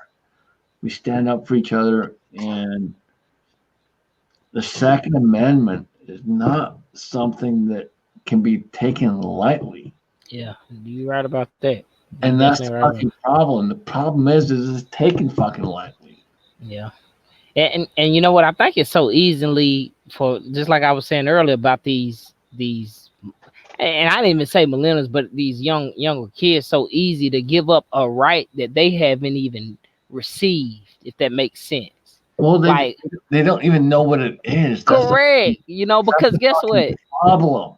But because I have to be honest with you, like I said, my grandparents were served for this country, but for me at 16, I didn't understand like I understand at 25 or even at 30, or even now that I'm at 37ish, because I'm knocking at 38. But still, I didn't understand back then as I understand now, and I was like, damn, you did this for us, even though if it was a couple generations, Here's the thing. Like when I came here, the Constitution, rights, and everything else, I didn't quite understand what the hell that was. Yeah, and can you blame me? Nah, right? Yeah, that's understandable. I'm not making that as a joke, but can you blame me? Like seriously, I didn't know. Yeah. But I came here on a whim with a hope. But also that is a part of your citizenship to understand what it means. Exactly. Right. So a lot of people can I can understand that. And so to me, at this point in time, I've been here a long time now. Right. Shit, we're going on almost 14 years, 15 years. Fuck, almost 15 years. It's a privilege. Mm-hmm. More than anything. And a lot of you might not understand when I say that it's a privilege to what that means. But to me, it's a privilege. Some of you may say I've earned that right. And to some degree, yeah, maybe I have.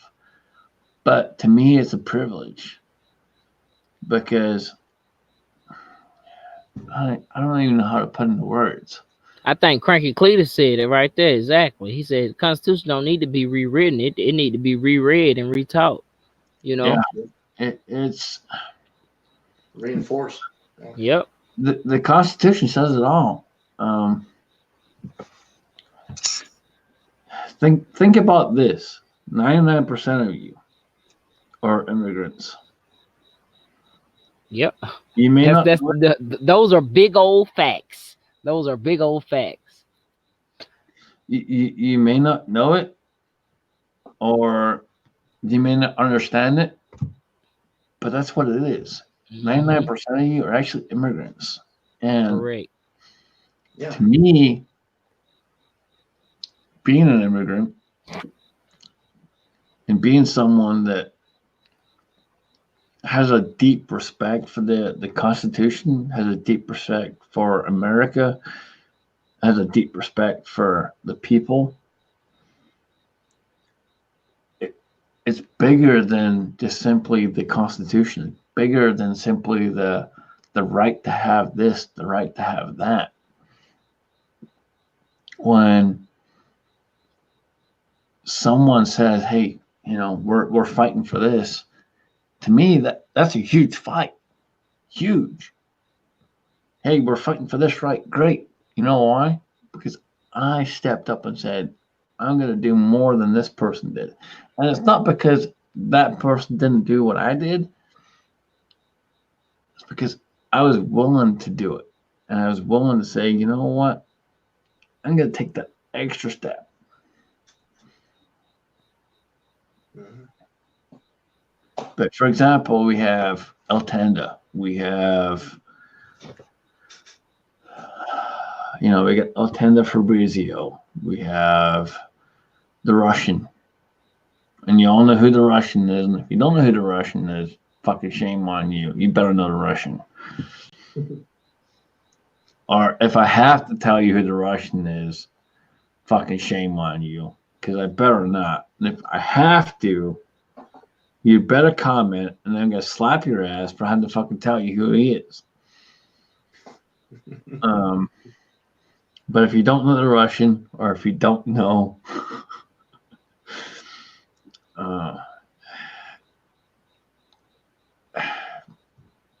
for us coming here, it's a bigger deal than just walking across the border like a fucking Mexican.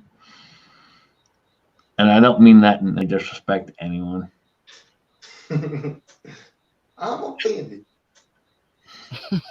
I didn't walk across, I swam across. Bastard. You fucking dove right in the fucking pool, man. You're like, Yeah. I'm fucking getting there, dude. I'm fucking getting there.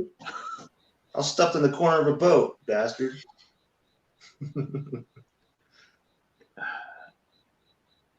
I really don't even know how to explain it. That's the tough part. Fuck. You try to do this shit live, and you can't fucking explain it. All I can tell you is guys, it's tough. It's not easy. Many of us have spent thousands upon thousands of dollars to be here, and that's no excuse by any means whatsoever. And I will never put that as an excuse. But we have spent many thousands of dollars to be here because we love this country. We love you guys, and we understand what the Constitution is, which that's the thing we're talking about right now is 99% of Americans don't understand exactly what the Constitution is and what it fucking stands for. Mm-hmm. Yeah, I'm going to alliterate what Michael Sines is saying. The public schools is what's they're teaching our kids. These kids are going to be having the right to vote and brainwashing the future generation, basically trying to erase the Constitution with the kids that are coming up these days. I homeschool my kids because I wish I could do that to my kid, man. Yeah. Well, there's you can only do what you could do. Yeah, and a lot of people, most people in the side chat know, but a lot of them know I'm a single parent, raising a special needs kid. But I'll tell y'all something interesting, and I was talking about that. The schools, progressively over years within my schooling, Eagle Eye schooling, Scotsman schooling, your schooling in the side chat. Over the years, little by little, they have been chipping away at the morals and what we were taught, and then eventually they start chipping away little by little. I'll tell you, when I got custody of my son in 2014, he was in daycare, and it's ran by the school system, so to speak.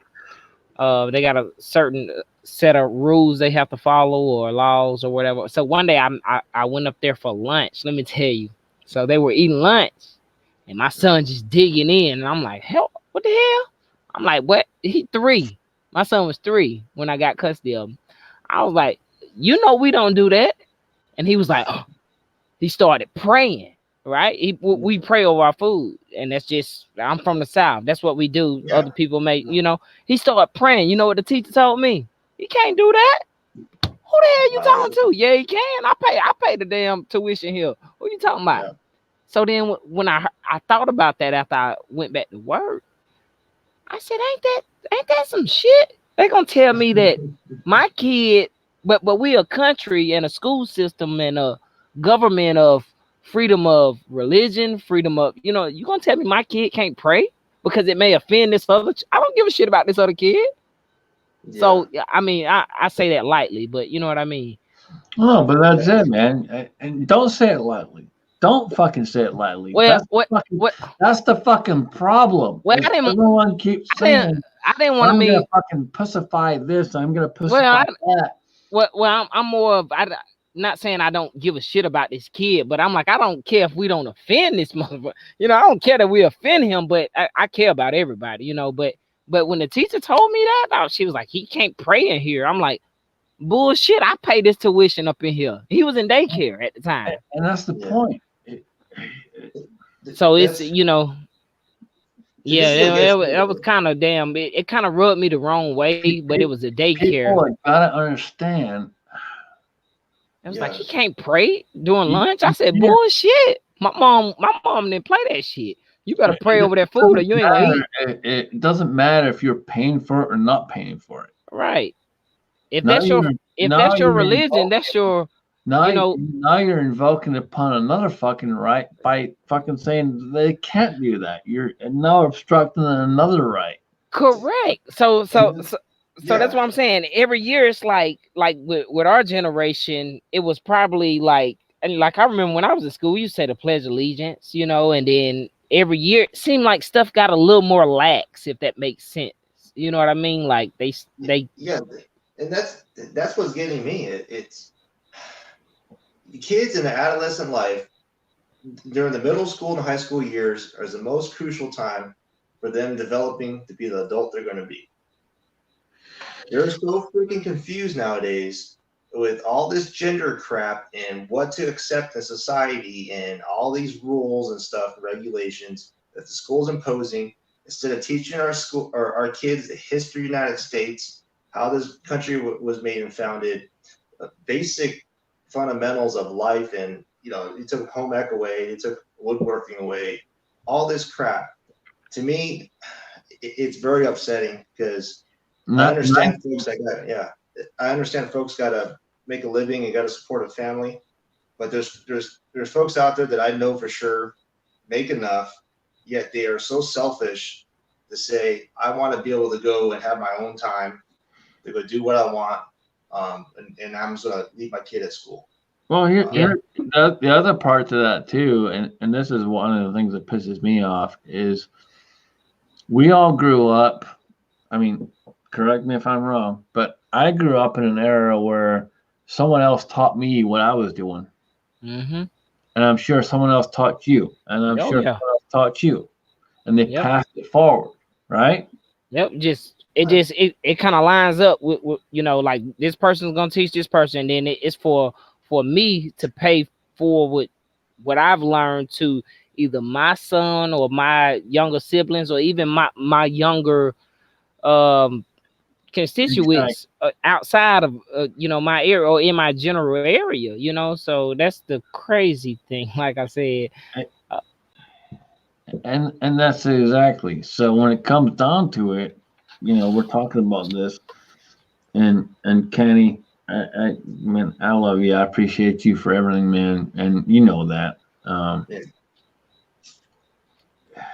when you really break it down, the things that you're saying about how it's going the opposite direction.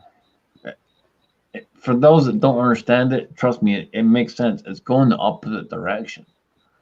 We got to come together. We have to stand together, but we're not. Yeah, I agree, man. It's just going to get tougher and tougher. You know, I feel like I'm pretty strong with my beliefs and everything nowadays. My kids got to be 3 times as stronger because they got all these new generation of kids nowadays that they're going to have to be fighting against and defending what they believe. You know, and I already told my sons, you're probably not going to have a lot of friends. That's just the way it is. Mm-hmm. You believe this way and you believe that this is true. You're going to know what's right and wrong. But you can't be a damn sheep. You gotta be able to stand up for what you believe. Don't conform. And that's exactly it. Like I grew up with 0 friends. Well, I had 1. He didn't last long, unfortunately. We won't get into that here, but yeah, it's I didn't have that many friends. But at the same time, you deal with it, you get stronger, and you have to build on yourself. You can't rely on someone else to get you through. You have to rely on yourself and work yourself through it. Yeah. To me, it's just, I don't know. You're kind of setting up the kids for failure if you're allowing the public school to teach your kids. They got your kids longer throughout the day than you do at home. Yep. And that's exactly it, man. They're there to screw you over by assimilating. Yeah. And you know what? I'll tell you one thing with the school system, just because my son's been in not only one school, he's been in 4 different schools because he is in a special needs program. So his schools may change every year, every once a year. We'll move around the county. And I've met some awesome teachers, you know, just like I had when I was in school that taught us to think. But I met some bullshit, no good teachers that was there just to collect a check. And you know what I told them? I said, that other place, like Wally, they're always hiring. You know what I mean? Because a lot of them that was just there to earn a check. You know what I mean? That they weren't there to educate. That they weren't there to teach. A lot of them was just there because they had to get some source of income. And I was like, if you ain't teaching, if you don't have the heart to teach special needs or even general education, you need to take your ass up out of here. You know what I mean? And the damn lady told me, she was like, you can't talk to them or our educators like that. The hell if I can't, I'm a taxpayer. I pay their salaries. What the hell are you talking about? And you got to think, a lot of people not used to seeing a man, let alone a black man, raise a single child, let alone a single special needs child. You know what I mean?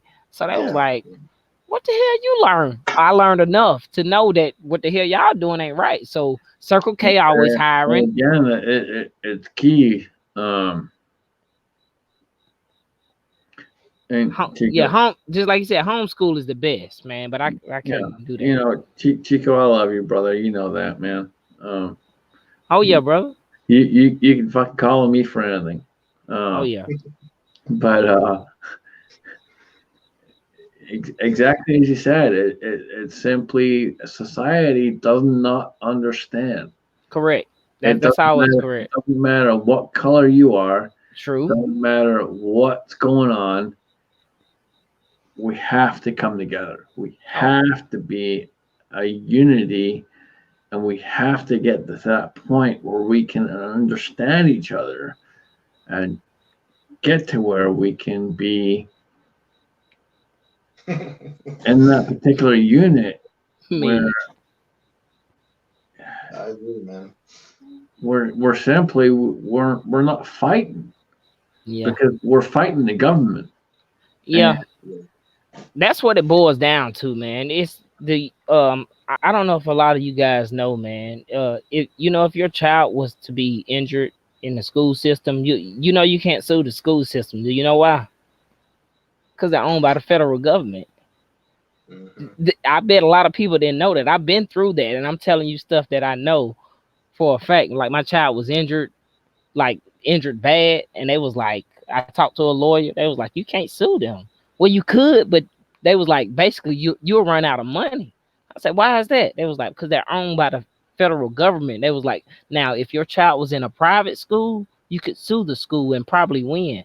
But they told me I didn't have no fighting chance because the school system, the public school systems, is funded by the federal government.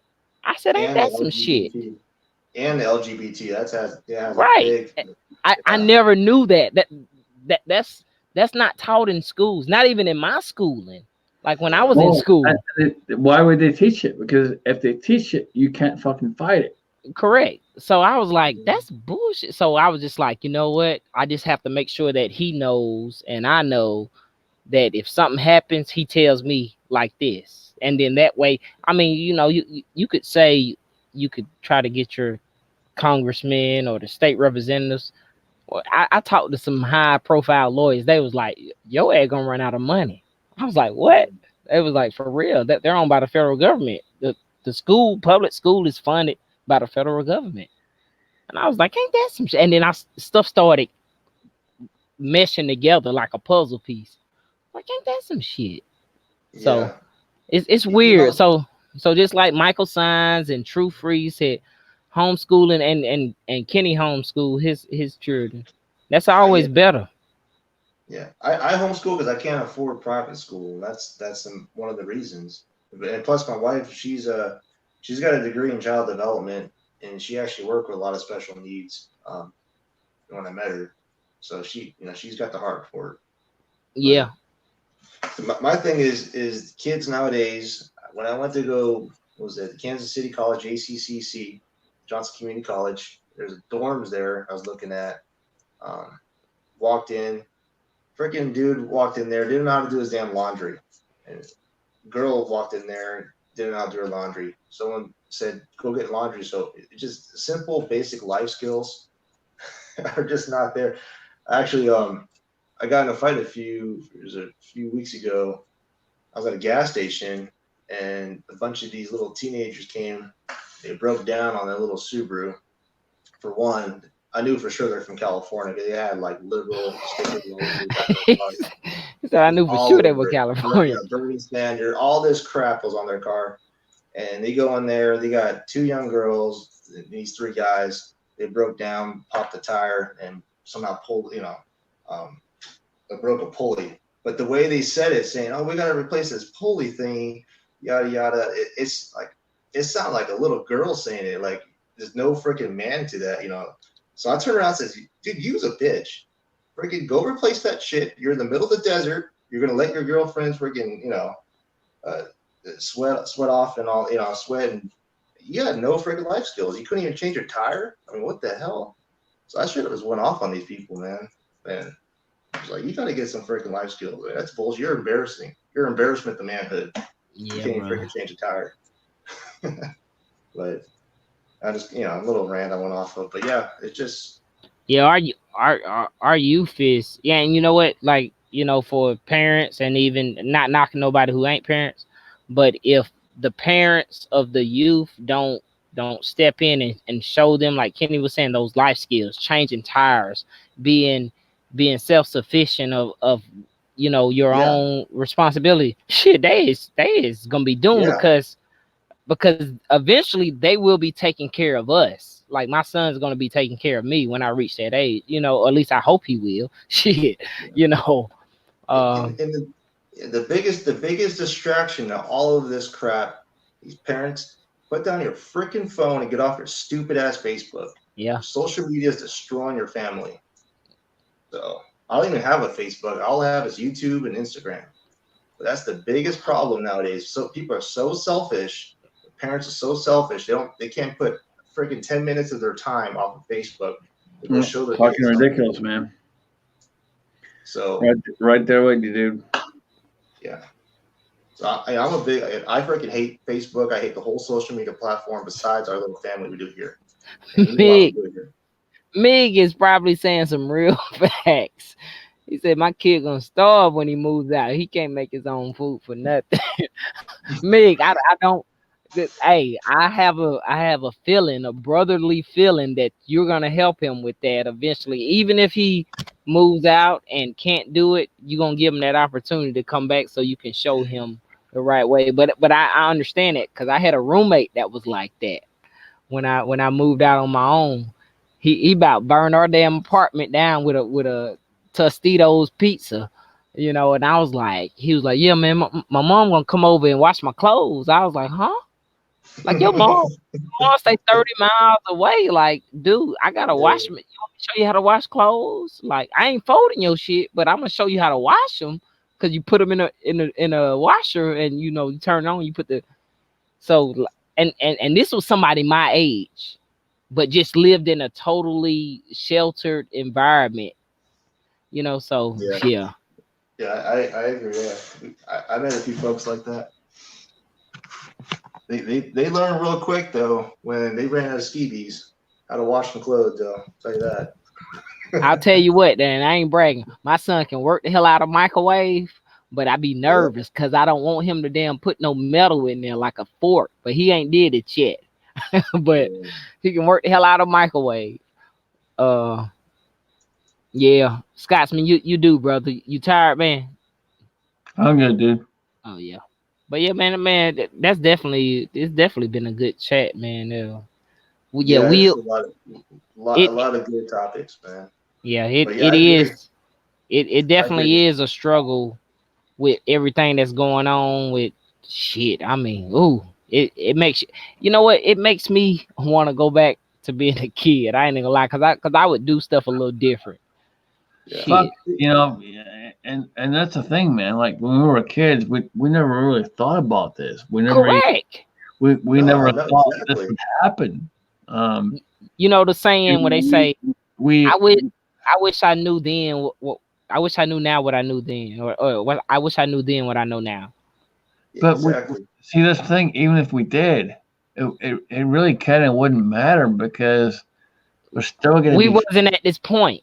we're still gonna be fighting for our rights. Yeah. Yeah, and that's another subject. It's like you think these kids nowadays are going to want to fight for the Second Amendment. The majority of these kids haven't even been introduced to firearms. There's families out there that avidly shoot in competitions and all that, but their kids stay home playing freaking video games. They're not going to have a respect for the Second Amendment and what our rights are for it when Well, they're not exposed to it. and the other part to that too is 99% of them don't even know what the fuck the Second Amendment is. They don't even know what the fucking Constitution is Mm-hmm. because they won't fucking teach it in schools anymore. That's the fucking problem. Yeah, A lot of people have said it before that I and others that are foreign born know more. Yeah, we do. You know why? Because we fucking take the time to fucking learn this shit. Yeah. Because we want to fucking be here. Yeah, exactly, man. But yeah, we want to preserve our Second Amendment rights, get more people active in the two-way community with this sport, show them how fun it is and why we have it, and why we have this kind of freedom. So that's why my kids are.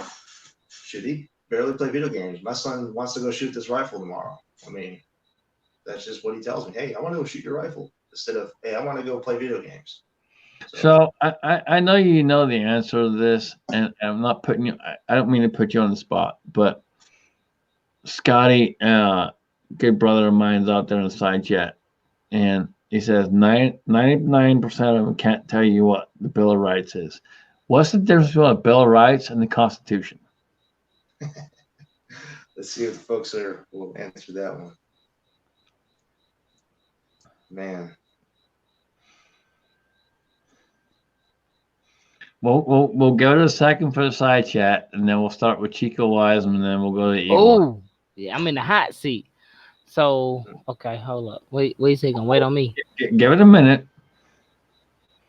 I want to see if someone in the side chat can throw it out there first, because this has always been a hot topic, and I've been asked this before too, and I can answer the question, but Thank you, I prefer someone else to answer it because technically it's not fair for me to answer that question. Yeah. Meg answered it right.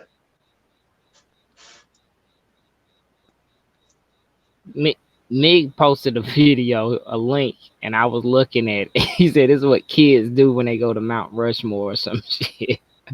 What is it? It was just a kid, like I guess it was only like 3 seconds long. I think he was licking the damn water fountain. I don't know. So when he asked it, so when he said it, I was thrown off. That's why I was like, hold on. I didn't know if somebody said something. He said, this is what kids does when he's at Mount Rushmore. And I knew it wasn't mid kid. I knew that. But yeah, and I'm still in the side chat and stuff, so I see what Meg said. But yeah, the Bill of Rights, I think a lot of people have a misconception that the Bill of Rights and the Constitution is the same document, if that makes sense. I think if you look at Scotty's comment, I think Scotty probably says it best. This is the Bill of Rights is the first 10 amendments of the Constitution or civil rights. Yeah, but a lot of people use, well, I guess they sort of can use them in the same sense, but that they are two different documents.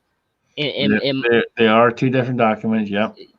But that, just like somebody said, civics, economics, none of that stuff is taught really in schools. I think to this day, I don't have a high school or middle school, or my son's in elementary school, but you know why they're not taught in schools, right?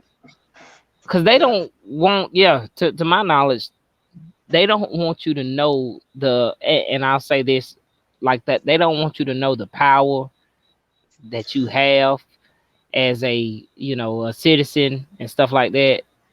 And that's just my personal take on it. As far as I remember, the Bill of Rights was written by James Madison, and it's like the first 10 amendments or something like that. Yep. That's exactly it. It's supposed to guarantee the civil rights of the citizens of the United States. Exactly. And that's exactly it. And the problem we have today, and some guys out there commented about it too, problem we have today is the government is trying to overreach those civil rights. They're trying to overreach those particular Bill of Rights. And you have states out there, for example, that say, well, we're going to enact this red flag law. Well, you technically don't have the right to do so. Yeah. Because if you go by the Constitution says, fuck you. No, we have the right to do what we want to do because you're now trying to overpower us. And that's not what the Constitution was instituted for. Right. So. But then again, that all falls on your state representatives if they are enforcing or backing that and say, no, you can't do that because of this document that was written before you and I. You know what I mean? That's correct, and that's where the problem is, because a lot of these state representatives are just buckling over and letting it happen. Yeah. It's like, oh, okay, sure. How much more money in my pocket? Oh, okay, sure. Yeah. I know Missouri's trying to completely wipe out the Second Amendment. In the state, is it pretty much like federal could take over anything and confiscate your firearms and shit. I was like that. I was reading about that recently. What the hell? Well, I mean, look at Missouri right now. Missouri is, and I lived in Missouri for a long ass time. They're now fucking trying to enact red flag laws. Like, come on, really? That's what I was reading. I'm like, it's like one of the freest fucking states in the entire fucking U.S. and you're gonna fucking put fucking red flag laws in? Come on. Who's that stupid kid that they keep making him a spokesman? I always forget his name. Yep. But hey, look, we were just talking about him. What's his name? I can't. Hog or friggin' shrimp dick bastard. Hog or. Here's my thing on this, and I'm gonna stop you because that motherfucker don't deserve any fucking press, and you're giving him press right now. That's true. Okay, that's very true. Well, that's why I call him shrimp dick. But you know, the thing that deserves press if you want to call it press, because we all talk about freedom of press. Well, this is our freedom of press. This is our freedom to speak what we want to speak right now, and that's Correct. our freedom is the Second Amendment. Our freedom is what protects you and protects everyone else in this country right now, and that is the Second Amendment. If we didn't have the Second Amendment, we'd have a lot more problems. And there's a lot of people out there that will turn around and argue this point, but I'll tell you this. Over the years I've been here, and we're what, 20 fucking 19? I've been here 14 fucking years, almost 15 years. The number one thing I learned in this country was to understand your rights, respect your rights, and respect those that fought for your rights. Mm-hmm. And always stand up for your rights. Yep. No, I don't have the right to vote right now. And a lot of you know that. I don't. I freely admit it. I don't. But I am fighting my fucking ass off to do so. Yeah. Because I believe in this country. I believe in the freedoms of this country. And I believe in every single person out there in the side chat. And I believe in you. And I believe in you. And everyone else that has become part of my family. You may not have a right now, but you're influencing those to vote the correct way, to stand up for our rights. So Yep. you're doing more than what your vote could do. So and we appreciate that, brother. So For sure. Yeah, brother. It's been a tough fight, man. You know, but again, it's unless you're already born here, you don't. I hate saying it, but you don't really understand it. Oh yeah, no, I understand exactly what you're saying, because you kind of take for granted, or some people take for granted, what's automatically given. Yeah. You know what I mean? Yep. I fight for it. Yeah. Yeah. And what makes this the key point is because not because I'm fighting for it now, or because I've been fighting it from the day I got here. We're all fighting for it. Mm-hmm. And so we all have to stand together. So you guys need to understand that not only did I come here, not only did I say, you know what, fuck yeah, I'm going to fucking fight for this, and I'm going to fight for this, and I'm going to fight for that. No, this is now us together, community, the whole fucking 9 yards. It's not just me anymore fighting for my little right to carry this or carry that or do this. We are all one community. Oh yeah, for sure. And that community's got to step up and do what's right. right. Yeah, it's this guy I follow, man. He was talking about these politicians. Politicians are servants of the public, right? Because we pay their salaries, and he said he was talking about all these gun control laws, and he was saying basically anyone who talks this rhetoric for against the Constitution, not the Second Amendment, but the Constitution in general, you are unfit to serve. And I was like, damn, boy, he said something. It was like he said something, and I wish I would have. This dude was in Washington, and he was like, any politician who's speaking this type of gun talk and whatever, and I was like, boy, he is in a hot city anyway. But it's like, you are unfit to serve. You are servants, and if you're talking this crazy talk, it's like, man. He said it more eloquently than I did. But that's the key point. They're servants, and everyone forgets that. Yeah, and we've talked about it many, many times over about term limits and so on and so forth. But in order to get that actually fucking enacted, that's gonna be a hell of a lot to do. Yeah, but that's true. It takes more than 1,000 angry Americans saying we tired of this shit. It's gonna take way more than that.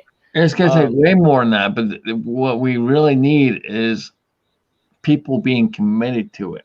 Oh yeah, for sure. it's great saying, all right, yeah, we need this, but the problem is 9 times out of 10, and you guys out there that are watching, don't take this the wrong way because I don't want you to, but 9 times out of 10, the people that say, yeah, we need to have term limits, we need to have this, we need to have that, don't follow through. Right. And so the bad part is you got people like Chico, you got people like Eagle Eye, you got people like me. And again, I'm not a citizen, but I stand up and say, yeah, I'm going to fucking say something. And so I go to my congressman, I go to my state representatives, I go to this person, I go to that person, and I say, you know what? No, you're not fucking taking my right away. This is my goddamn fucking right. I fucking earned it. Yeah. I think Yeah, I spent close to $20 worth of postage stamps just mailing a picture of my middle finger to most of these politicians. No joke. Like literally, it's my middle finger and then what they're doing.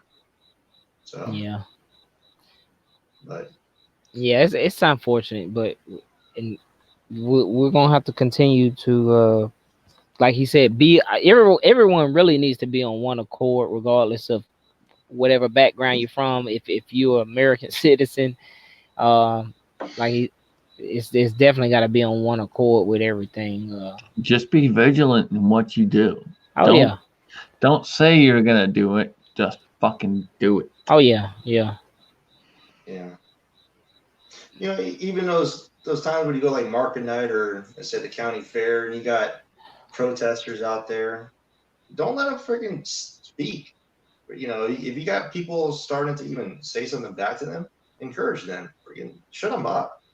You know, just You know, yeah. Don't give them the publicity. That's what it is too, man. it's funny when I'll say this because I want you guys to understand something. When you talk to the government, for example, I talked to my state legislator about the Mr. Holster giveaway fundraiser, and the lady was super honest, super supportive, and she's like, you got to reach out to Congress. You got to do this. You got to do that. And she broke it down 109%. Everything. And my point to that is we got some people out on our side chat saying they won't talk to their congressman. They won't do this. They won't do that. That's the problem. We might not respect them per se, but we have to step up and still do what's right. What is right for us and what is right for this country is saying what we have to say. Yeah. And sometimes it ain't going to be pretty. It's not always going to be pretty. I may have a congressman or a congresswoman show up and say, "Hey, I'm talking about this, blah blah blah." And I may tell her to go fuck herself. I may, because you know what? That's my fucking God-given damn right. well, I think a lot of the things too that folks lack is actually understanding of what they're freaking voting for. They don't do their own damn research. They just go off what The media. popular vote. Yeah, Popular choice. Yep.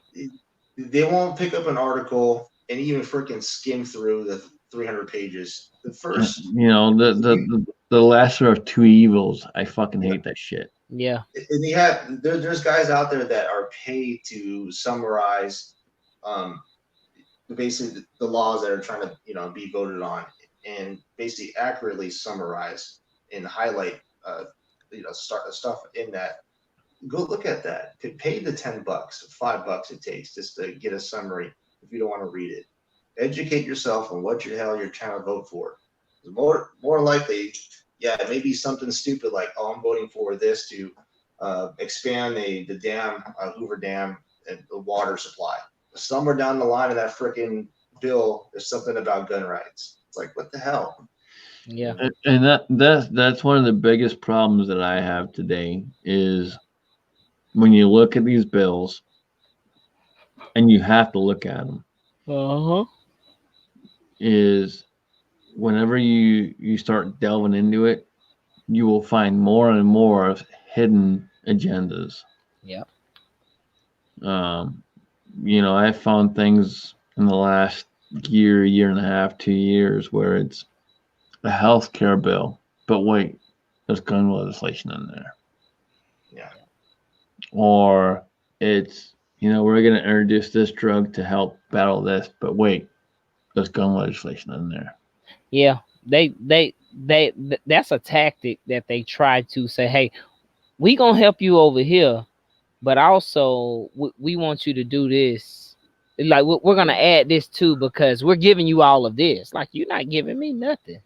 I think Scotty says it best right there. We as individuals do not at least make contact with our representatives. We cannot complain when they vote against our rights. That is against your rights. That is absolutely true. And Scotty is a veteran, and he says that, and I know we got some other veterans in the side chat, as Kenny is. So I definitely take what they say. My grandfather was a veteran, so some of that stuff that he, that I knew he stood for and stuff like that. It's shit. It all made sense. Otherwise, I wouldn't be here. Somebody didn't pull out. None of us would Right. be, and that's the fucking point. I'm like, thank you for not pulling out. You know what I mean? That's how I think about it. But still, because on a serious note, though, but it's like, no, that's the good thing about it, man. I think more veterans than I can count. Yeah. And every time you think a veteran, they go, "Don't thank me." Yeah, they kind of get, yeah. And it's funny because I do the same thing. Right. A lot. I'm not gonna say I do a lot for people, but I've done some things for people here and there. And a lot of you guys out there reach out and say thank you, blah blah blah. And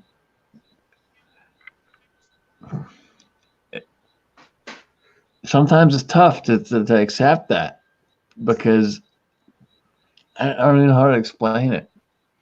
I don't do it for a thank you. Yeah, you do it just because. I do it because it's fucking right. Right.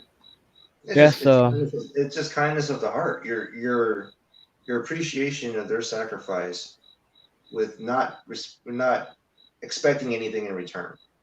That's all it is. It's just appreciation. Thank you.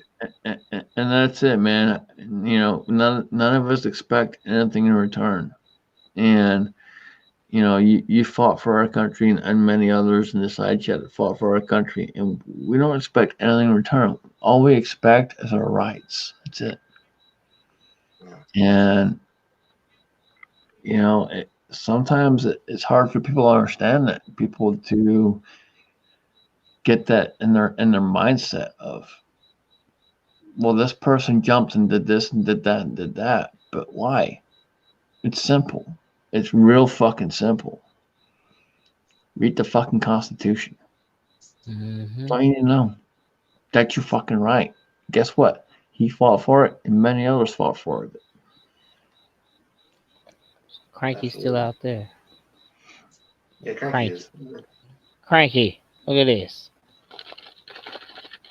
Can you hear it? I know you can hear it. It's like freedom to me, man. That's freedom seeds. Freedom seeds just waiting to be loaded up with more tight group. All right, so let's get into some reloading stuff, because I'm slacking. I haven't reloaded anything in fucking, I don't even know how long. I'm really slacking. I've been busting my ass at work, and I feel like shit because I haven't loaded anything like, I don't know, 3 or 4 weeks. But you reloaded 357 before, brother. I know you have. It's been a while, man. What's your bullet choice? The one you like the most? Right now I'm using 158 cast lead. What manufacturer bullet? And what style? You said 158. What is it? A round nose, flat nose, or what? Flat nose. Yeah, flat nose. I stick with Alliant powders. It's kind of what I started with, and I've always stuck with Alliant powders for whatever reason. I don't know. I think a big part. 2400. I think a big part of why I stick with Alliant is CMAX. Uh, Yeah. when I first talked to CMAX many years back, it's been probably 2 or 3 years now. He started with the lamp powders, and we kind of talked back and forth, and it's always been kind of where I'm at. And 99% of what I have is lamp powders. Don't get me wrong, I have a couple others. Um, I gotta find somewhere to figure out load data because some of them don't have it. And even like the Hardy book doesn't have load data for a particular bullet to which I bought. So I got to try. So I got to figure that out too. Alliant stuff is online. Have you seen that? Yeah, and that's what I'm saying. I got to kind of look on there and see. Yeah, I want to try some of those shooters world powders, man, because the price is right. I keep hearing a lot of good things about it. And yeah, you know what? I should have asked you that. Is Shooter's World stuff uploaded into quick loads? It is. It's not under the name of it as of right today. It's listed as like the DC-061. Okay, yeah. Yeah, Um, they have that number too. Yeah, I know what you're talking about. but Chico, I didn't forget about you. I got you some brass. I'm just trying to put together a little care package and send. No problem, brother. So I got you. Yeah. You know, So you I have never a expect. measuring tape. What are you measuring? Oh, I guess we'll talk about it. Yes. This is the rifle I just built. Big old. Well, I see wood in front of you, and I didn't want to call you out for measuring wood. Dang, that thing got a huge barrel on it. Yeah, I don't know if you guys can see that. This is a $180 Mossberg 100 ATR that I rechambered, squared, blueprinted, made my own cheek riser, and put a 1-inch Palma style barrel, 308 Douglas barrel. How long is that barrel? This barrel is 28.5 inches long. Damn. 28 and a half. Overall measurement is 50 inches long, weighs 15.4 pounds. So just out of curiosity, and I don't know if you know or not, but just out of curiosity, what's the average velocity you expect out of a 20-inch barrel? Out of a 308, you really don't gain much much velocity past, I think it's like 21 inches. Mm-hmm. I did it because I'm trying to make weight. I built this for FTR and Palma. It's a Palma style rifle. Palma they don't allow you to have a muzzle brake, so I made a cap. But Palma, you want to stick as heavy as you possibly can. In F class, it requires a really thick ass barrel because you're shooting a crap 60 rounds within 20 minutes, 10 minutes of that. So Wow, that's a lot of rounds. And I wanted to show folks on my channel that you could take a budget rifle, one that you don't even think works, $180 rifle, drop another $300 and get a rifle that could shoot ELR, long range, Palma, F class, anything that you want to get into. For a rifle that costs less than a manufactured $700 rifle. So the barrel is where the money is, right? It's the barrel and it's the type of action is where the money is. Remington 700 actions are known for being good. The new Remington 700 actions are complete garbage. Unless you know somebody with a lathe that could actually square up that action, the new Remington 700s are not worth getting. I recommend, for me, is buying actions with a free floating bolt head. And that helps out with not having to blueprint your actions as much. There's tolerances. That free floating bolt head helps out, but the barrel is one of the biggest things. for us reloaders, we're chasing harmonics. We're trying to chase that perfect vibration node. You don't have to chase it as much when you have a thick ass barrel. I'll tell you right now. It's tough too because you never know. You can read so much online, but at the end of the day, you try to sit there and try to figure out exactly what's going to happen. Yep. Yeah, exactly. And there's so many variables. Yeah, so many variables. When you get down the rabbit hole of precision shooting, you shoot that one small ass group, and then you're addicted, and you're wondering, well, I want to get better, or I want to keep doing this. Yep. Well, that's it. It's just like when you start building guns. I built a 6.5 Creedmoor, and now I'm building a 6.5 Grendel. I'm building a 224. I'm building. I'm fucking all over the place. I have so much shit right now. Yeah. Well, I got 3 other barrels that I'm doing. 2 of them are ARs and a 350 Legend, and it's a modified 350 Legend chamber. Instead of it being a 9mm bore, it's a true 357 bore and a 358 chamber, like it's supposed to be. I don't know if folks don't know about this, but the reason why Winchester went with a 350 Legend, and it kind of surprised everybody using a 9mm bullet, is because they're trying to go around patents. They couldn't patent a complete straight wall cartridge out of a 223 cartridge. So they had to put a little bit of a bottleneck taper. That's why they went down from a 358 diameter on the base, or whatever measurement it is, and tapered down. So I'm actually fixing what Winchester screwed up, and I'm rebarreling a Savage Access at 350 Legend as well. That's cool. So Kenny, do you know who had that? You said they were going around patents. So who had that patent that they were trying to go? Oh, they were trying to go around 223. You said. Yeah, it wasn't technically a 223 cartridge, but it was the idea of a straight walled 357 diameter bullet.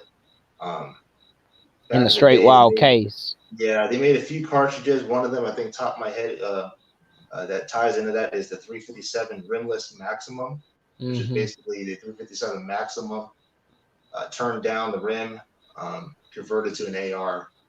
So they had patents on that. They actually get that going.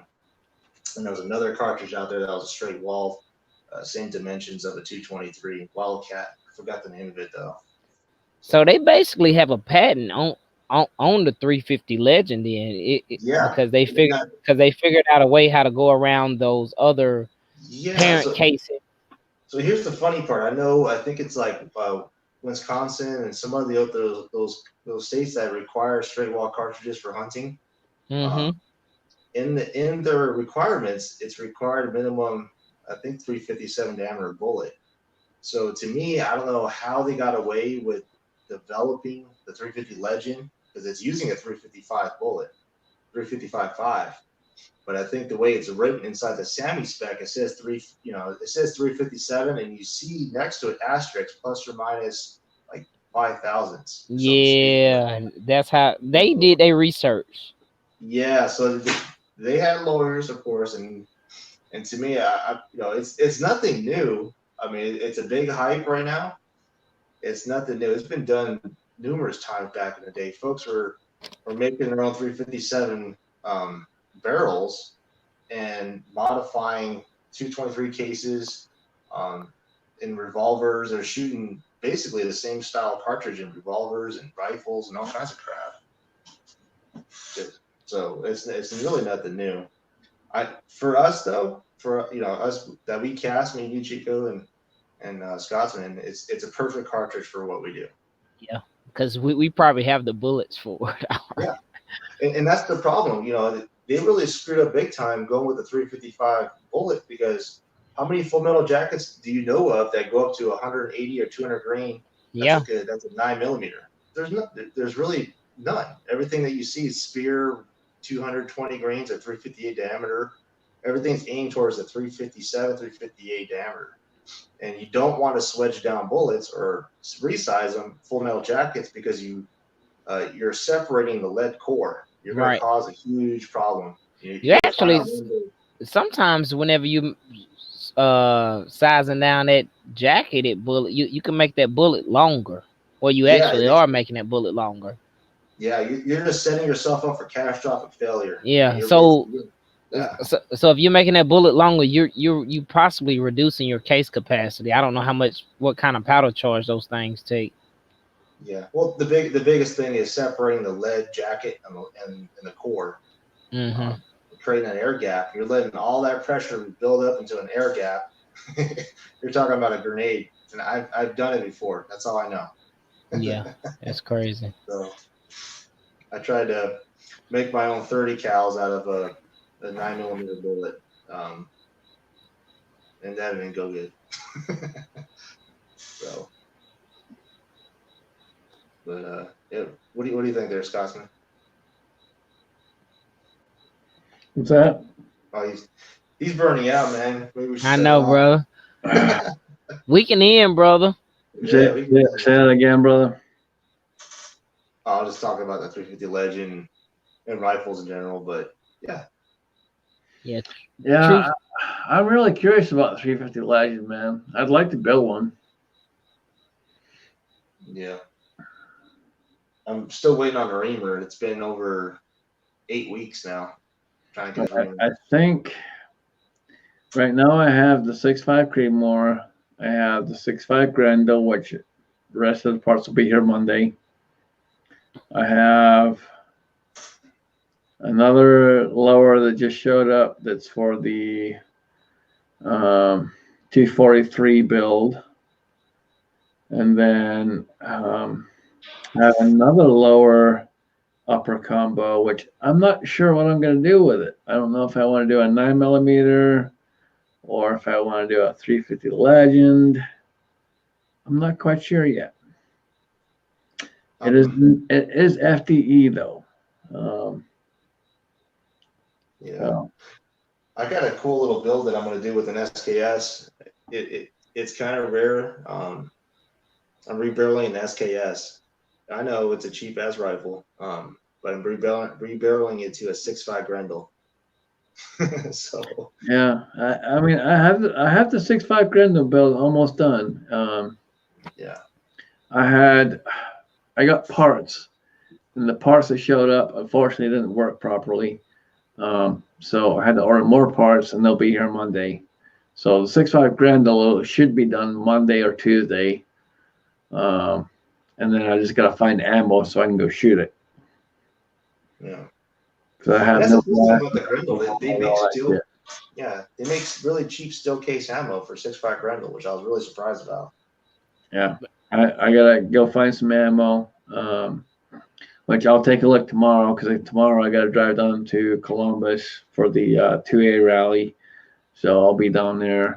That Yeah, damn Grendel is like the flattest shooting from what I've been reading about it, and it's like the most flattest shooting projectile, and it's like better than even 6.5 Creedmoor, right? it's right up there with 6.5 Creedmoor, and that's why I'm doing it because I'm gonna do a comparison between the 6.5 Creedmoor AR and the 6.5 Grendel AR. Yeah. Eventually, I'm gonna try and actually be a proper gun channel, and I'm gonna try and do a comparison video for you guys. I'm sorry I suck, but yeah, I'm gonna try and do my best and do a comparison video. And did you do any videos on your build on your AR-10 6.5 Creedmoor? I did a couple. I didn't do the last one when I finished it up. I'm still waiting on the break, and when I get the break in, I'll probably do one more video and kind of break it down and go through it all. But I'm still waiting on the break. That's the last piece I need. Yeah. Shoot, I had. Well, they sent me the wrong break for this thing. I could have made you one. They told me to keep it, but I sent it back just because I didn't. If I knew you needed a break, I could have had. I had one sitting here for you. Yeah, I'm waiting on a specific break. Yeah, it's gonna be awesome. All right. So I have roughly probably 16, maybe $1,700 in this 6.5 Creedmoor build, somewhere in there. Yeah. And so I want the best brake on the market. The best brake I know in the market is the John Huber Concepts brake. And if you don't know John Huber and you don't know Huber Concepts, you need to go check him out. Huber Concepts, probably the best fucking brake you'll ever shoot in your life. I shot his 30-06 Remington 700 30-06, and that felt like a fucking 22. I shit you not. It was like a fucking 22. Yeah. That's what I'm hoping this thing will do. And so, yeah, I wanted the best, and that's what I asked for, and I'm still waiting for it. Yeah, it's good. John Huber. This sounds familiar. What's that other one? It's the Aerodyne Dynamics or something like that. Yeah, aerodynamics. Yeah, they're probably right below Huber Concepts. Yeah. I'm not opposed to ordering one of those. And when I contacted John, I wasn't asking for it for free, but somehow or other, it fucking kind of worked out that way. Cool, man. But I still don't have it, so Yeah. that kind of it is what it is. There, I don't ask for shit. I pay for it, so yeah, I still don't have it, and it is what it is. 6.5 grand is almost done. Next one on the list, 243 AR. AR Stoner barrel, 22-inch barrel. They don't have a 24. Otherwise, I'll do 24. But you got 22. So we have 22-inch barrel. AR upper, AR Stoner upper with a air precision lower. Yeah, that's what eventually I'm gonna start doing. I got this lower, this AR-10 lower. It's been sitting here for the longest time. And, I can't wait see what happened is I was at Walmart a couple weeks back and just randomly shopping around, and I happened to look over in the ammo section, and they happen to have some 243 on clearance. That's how it happens. And it was like $11 a box, and I'm like, damn.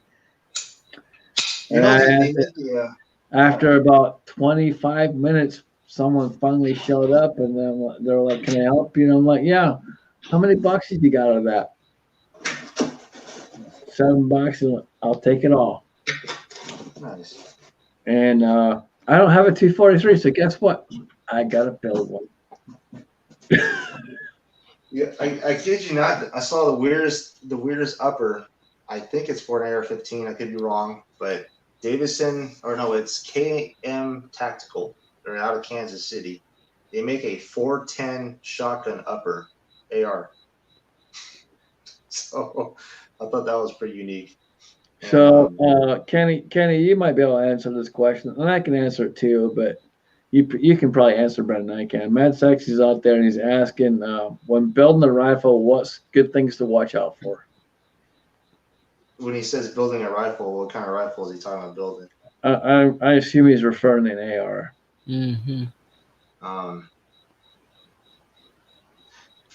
I don't know. Folks will probably disagree with me with this, but I don't care. I don't see an advantage just buying an expensive handguard versus a cheap one that's at least matches up to your upper.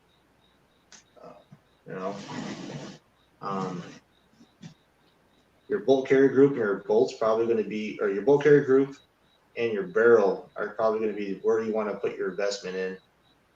For one, your bolt carry group is what's going to keep you from blowing your face off, first of all. Second of all, you want a bolt carry group with a bolt that matches the barrel.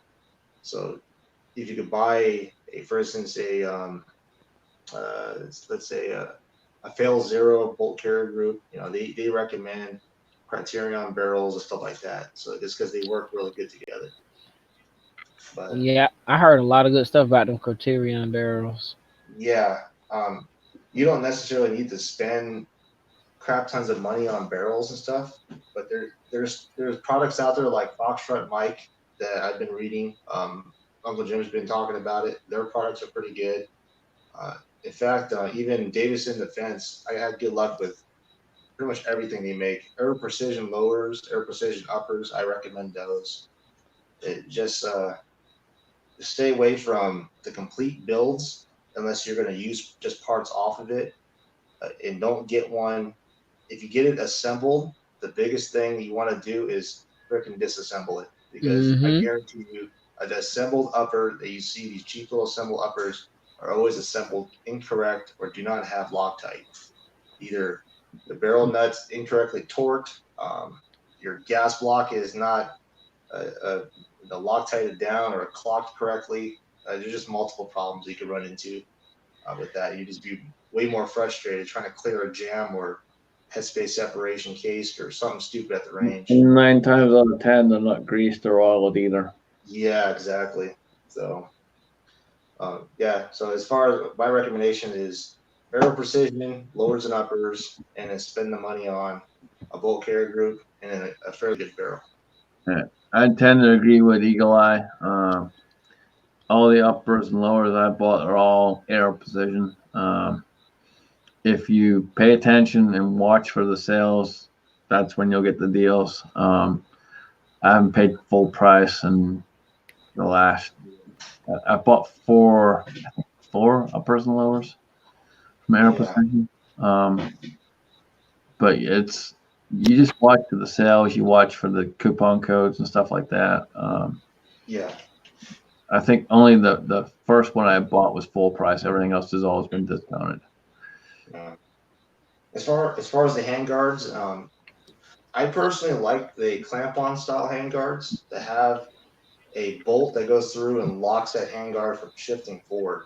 Mm-hmm. A lot of folks like the ones that are clocked. The reason why I say it's a lot less. You don't have to clock your damn barrel nut and have to worry about torque and clocking that handguard. You just torque it down to 65 pounds or whatever, and then throw the handguard on and lock it down. So. All right. Well, we're not going to do an Uncle Jim chat. I know, right? I'm pretty sure most of you got to go to bed, and I've already fallen asleep a couple times, I'm sure. Sure, bro. And I apologize, guys. And now I feel you, brother. I understand. I already know. Well, I appreciate you sending me the link, brother. I was gonna. You took the words right out of my mouth because I need to lay it down myself because my son will be up in 3 hours asking me for breakfast. So. Yeah, I gotta go tomorrow and fight for our Second Amendment. So it's I gotta get up in the next about 4 hours. I gotta get up and go fight for our Second Amendment. So cool, brother. Be safe, man. I appreciate the link. See absolutely. Chico, you got anything you want to plug before you jump off, brother? Not really, but you know what? I will. I made a video. I don't know, probably about 2 weeks back. When I was doing a 357 something, but I said I was gonna do a series on it, and I'm gonna try to put one of those together tomorrow. I think I'm gonna start doing the priming. A lot of people, I got a lot of feedback on that video. I think it was like 1,000 something views or something. I don't know, but I'm gonna try to do it in certain series, show people how the priming system works or how to properly prime cases and stuff like that. That'll be for my 357 Magnum. That's it. So y'all just keep watching, and I will bring that content forward. I appreciate the link, brother. Good being on here with you and the other gentleman that was on here also, and you too, Eagle Eye, brother. Yeah, it's a big huge thanks again, Scotsman. It's always an honor to come on your channel and have a good discussion, and just kind of entertain folks at the same time. So yep. Well, it's always good to have both of y'all. Hell, Eagle Eye, you're fucking bigger than me, man. I'm small. No. It's always a pleasure having you on, dude. You got way more knowledge than I do. Way more knowledge. It always blows my mind the stuff you come out with. Well, I want to say I have more knowledge. I'm gaining knowledge and I'm sharing it because I meet people like you guys. Yeah. And that's all it is. It's not that I'm not somebody that came up with this ideas. I'm basically, I don't know, I'm just gathering all this stuff up, and whatever I learn in my testing, I'm sharing with you folks. So it's nothing that I gain knowledge about it. It's reiterating other folks' ideas. Yeah, and that's exactly, man. It's that's exactly it. We got to share the knowledge. We got to pass it on. Yeah. You know. And don't be afraid to test things for yourself. Just because you got a big name channel saying do this, do that, this is how things should be done. Think outside the box, do stuff for yourself and test, and see what you get. Then you know. And I'll say this, you know, I'm fairly small channel, as you know, a lot of people are, but doesn't matter the size of the channel. If the person has good content, Yep. That's what matters. And when it comes to like reloading, for example, you know, take your time, watch what you want to watch, but before you do it, just take your time and break it down. Yeah. Verify everything. Verify everything. Go to the manufacturer's website. Go to this website. Go to that website. Verify. I always check at least 3 or 4 different references before I make a load. And even then, I still sit there going, is my gun going to blow up? Is my gun going to blow up? Is my gun going to blow up as I pull the trigger? But it's good to have that, because you need to be aware. You need to be vigilant on what you're doing. You know, we're dealing with an explosive. It's not something that, you know, it's not fucking candy corn. It's an explosive. Yeah, it ain't something to be taken lightly. I'll tell you that. Yeah. Yeah, you're exactly right, man. You always got to treat that thing with respect, because you're trying to control an explosion. The day that you go out there trying to shoot because you think it's a toy is the day you're going to get hurt. Yep. That's it, exactly. It's exactly what I was trying to say, and he said it for me. So. Sorry, dude. No, you're good, man. Fuck, I don't even know how many hours I've been going. I've lost count. So I definitely appreciate it. To everyone in the side chat, guys, thank you so much. This is an impromptu chat because there'll be no chat Sunday, so I'm sorry. Again, I have to work Sunday, so no chat Sunday. But we will hopefully try and get on a regular schedule as soon as possible for foreign domestic. But in the meantime, make sure you check out everyone else, you know, Eagle Eye Shooting, Chico Wise, and always on a Friday, check out the Georgia Shooting Connection. I appreciate it, brother. Yes, they're good guys and they have a lot of good information. So, with that being said, guys, we are going to jump out of here unless anyone else has anything else to say. Appreciate y'all and thanks for watching. All right, take care, folks. Night, guys. Be safe. Morning, rather.